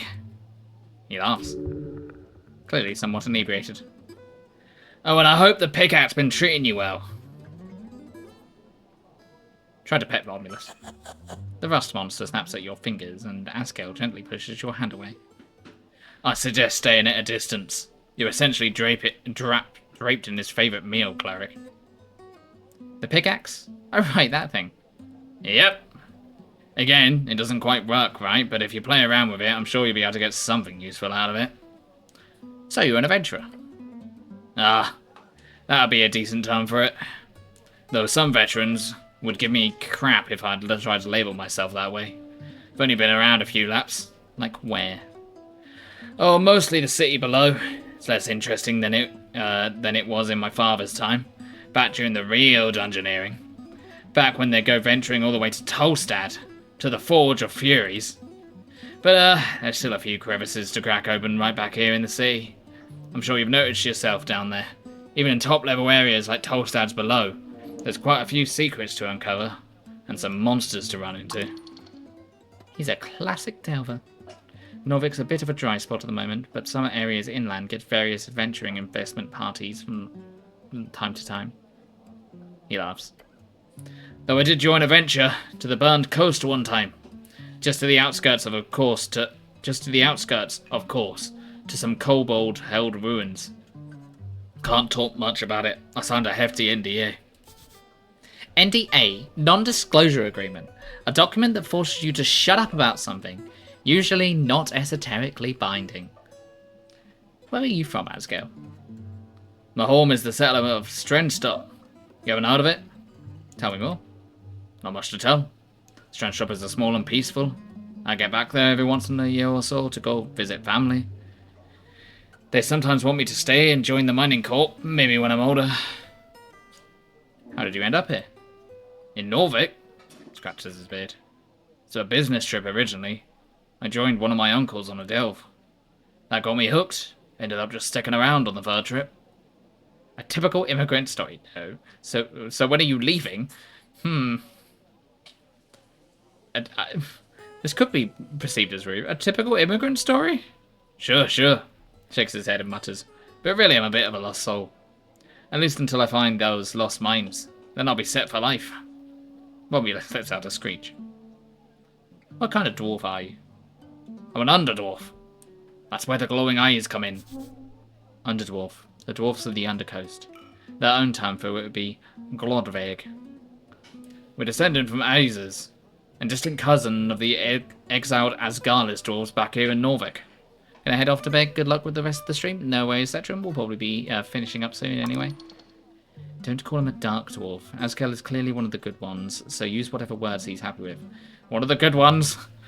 Triggering statement. It's interesting that you're all of a sudden so interested in getting on his good side simply because of his job. Gotta keep networking. Gotta keep those contacts fresh and lucrative. So don't call him a slur. So you're different from the dwarfs here in Norvik. He straightens up and grins at you. When Asgard fell and his underground empire reverted into its original highborn shape, his followers were exiled to the surface. That's the dwarves here in Norvik, the exiles. Then we got those fancy-pantsy dwarves who took over the fallen empire. The Empire Dwarves, as they call themselves. Then there's us. Some call us Dark Dwarves, but we prefer the term Underdwarf, even if our own term for it is Glodverg, which means something like Smoldering Dwarf, I believe. That's a better description of it. Sure is. What are you voting in this election? Hold on, am I injured? I am injured. What are you voting in the election? Bit of a sensitive subject. I try not to be too vocal about my thoughts. But I'm leaning Asgal. Might go Free Trader, since they've got one hell of a program planned for privatizing adventuring and delving across Skani. But then again, I don't believe myself to be such a winner in a Golden Hearts world. You okay? If you catch my drift. The Rust monster makes a screeching noise. Romulus sure does.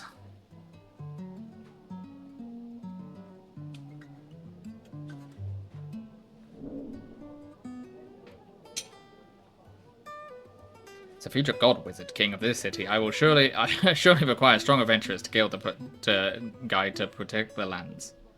The city of Norvik has done a great job administering the rights over the years. The party of Norvik will continue that legacy. I do catch your drift, and I will share that I am actually a neutral observer in this here election.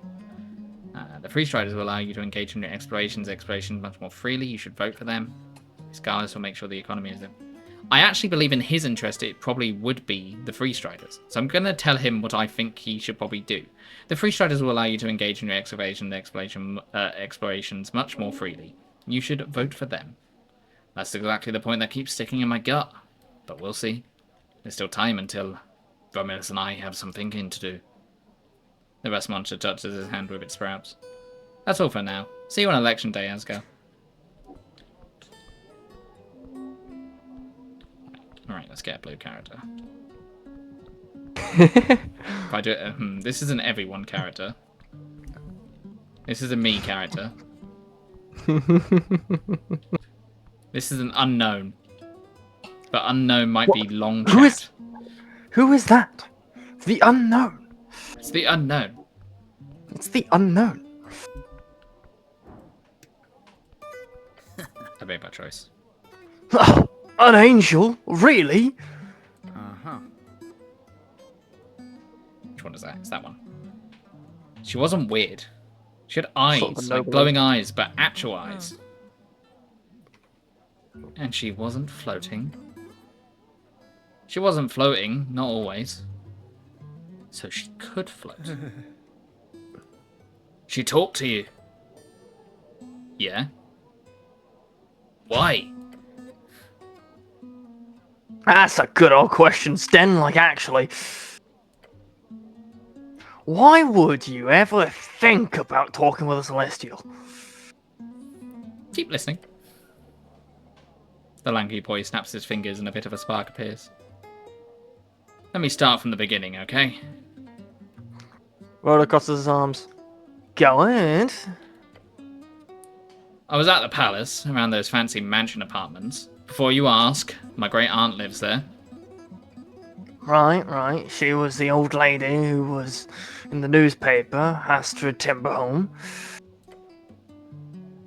Oh yeah, I read about that. She lived with mimics for a whole year, didn't she? Yeah, whatever. I'm telling a story here.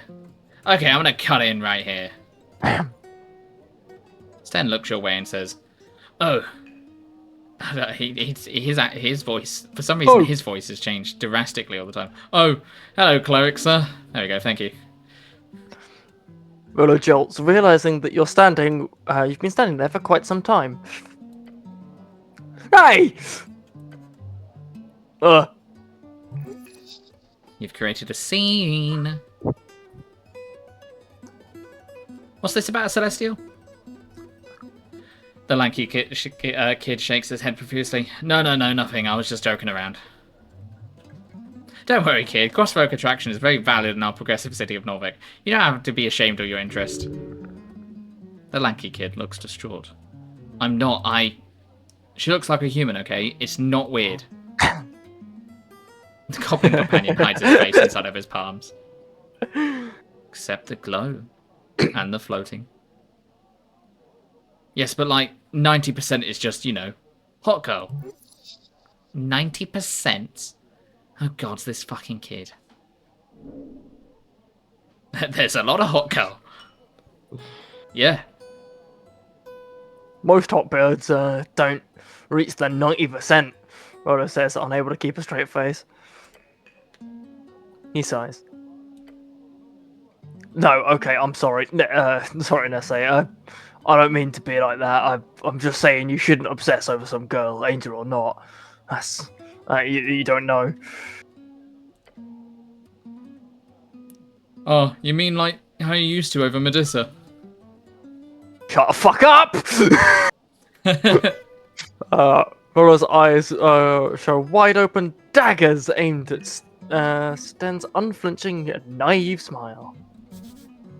Dagger, one-handed piercing weapon. Good at making holes in clerics. Excuse me, what? Nis says with a big smile, giving Rolo a double take. The lanky kid is happy to get the heat taken off him. Oh yeah, Rolo used to write letters to Medusa back in school. I remember that. Debate letters? She infuriated me. I am in ideological combat with her. Nothing else. Yeah, this is very our friend. So dramatic.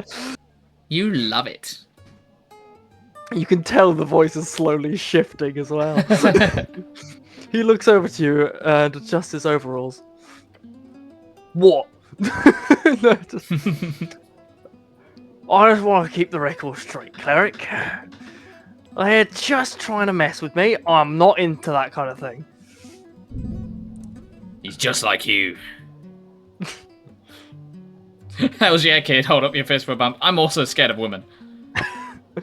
That is not what I meant. The lanky kid lets out a wheezing laugh. Huh? Was that supposed to be secret? No, don't worry about it, Sten. Rolo turns back to you. Can we please talk about literally anything else? I'll say please again. You clearly started it, kid. Snell tells him, also laughing. You boys aren't drinking, are you? We're in a tavern. We have crowns. Do you want to do some coke in the bathroom? Stan Biscuit starts looking around like a lost child. Then he leans over to Tolly and mildly asks, "We're allowed to drink, right?" Tolly nods and gives him an okay sign. The cut-off age is 16, isn't it? Frodo points towards his friend. That's it. It is. Is it? It is. What are you gonna do? Row us out? The boys laugh. Nervously. Nah, keep drinking. I'm cool with it. Oh, alright. Cool. He looks to his buddies. He'll shrug. Cool. I have some personal questions for you boys. Personal? Can we do it in rapid fire succession? We kinda want to get back to having fun. Okay. Get ready for rapid fire questions. The boys all seem to brace themselves. Where do you boys live? Around. I live in Northing housing. Yeah, same. I live near the Flip, if you've heard of it. Our landlords suck ass. Oh yeah. Dinkleberry, right? Also, you already asked me this question earlier. Yeah, Dinkleberry. Jesus, even his name stings. What are your favourite pastimes?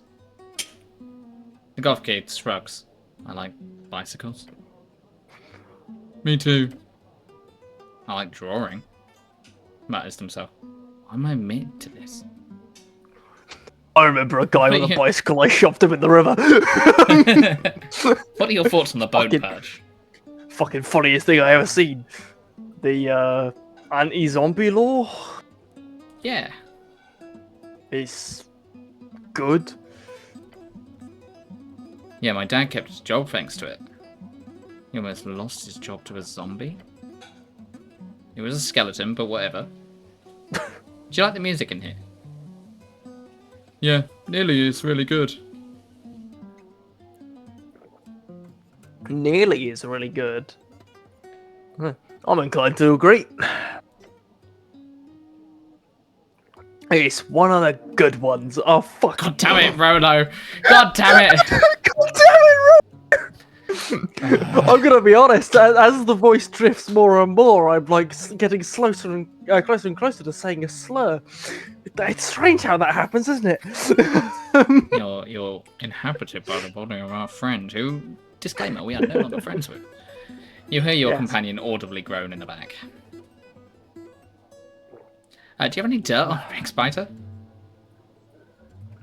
Dirt. She's way nicer than you might think. I know she donates a bunch of money to the Lady Fair Church, like a lot. Interesting, that could be useful if I want to push her buttons later. Okay. Very good, thank you for spilling all of your secrets. I've actually been secretly placing you under a zone of truth spell all along. What? The boys all look around, shocked. You can't just... You're not allowed to do that! I'm joking. It does mean that they were telling the truth, because otherwise they'd know. Oh. They calm down. Not funny. Didn't laugh. A bit funny. Okay, a bit funny. That's it, I'm done. Cool. See ya. Jesus. I really did go from going like, man, I kind of appreciate Rolo's character because he you can follow his logic. He's got like a semi-reasonable logic, even if you can disagree with the outcome. And then like slowly he's just turned into curries, and I'm like, oh, for fuck's sake. I'll say something about institutionalized racism, and I'll leave it at that. Yeah. Anyway, Raz is here. Oh god, what did I do with him? Was he? Okay, it might be a bit different. You heard a You did goblin the glances- impression before. earlier. Uh, We'll find oh fuck with the bird. Okay, yeah. The hooded goblin glances at you as you both approach. He appears to. Oh, it's fine. There's no dialogue here. He appears to not enjoy your Oh. company. Just go. Hey, fuck off, mate. That was it. Yeah, no, I realised. As soon as she said I did it earlier, I was like, oh yeah, it's one of my sort of default, like, edgelord voices. I actually think, because it leaves us in a good place, new person to talk to. We can talk to the Sphinx again. Then we can go down there. And I can talk to the therapist. And I actually think this is a decent place to actually just leave off. Because I didn't actually expect to progress as much as we have, which we have done. And now we know we can find the hack, which is even better. So, Hell yeah. I think that is enough for today. Thank you all for coming along, everyone.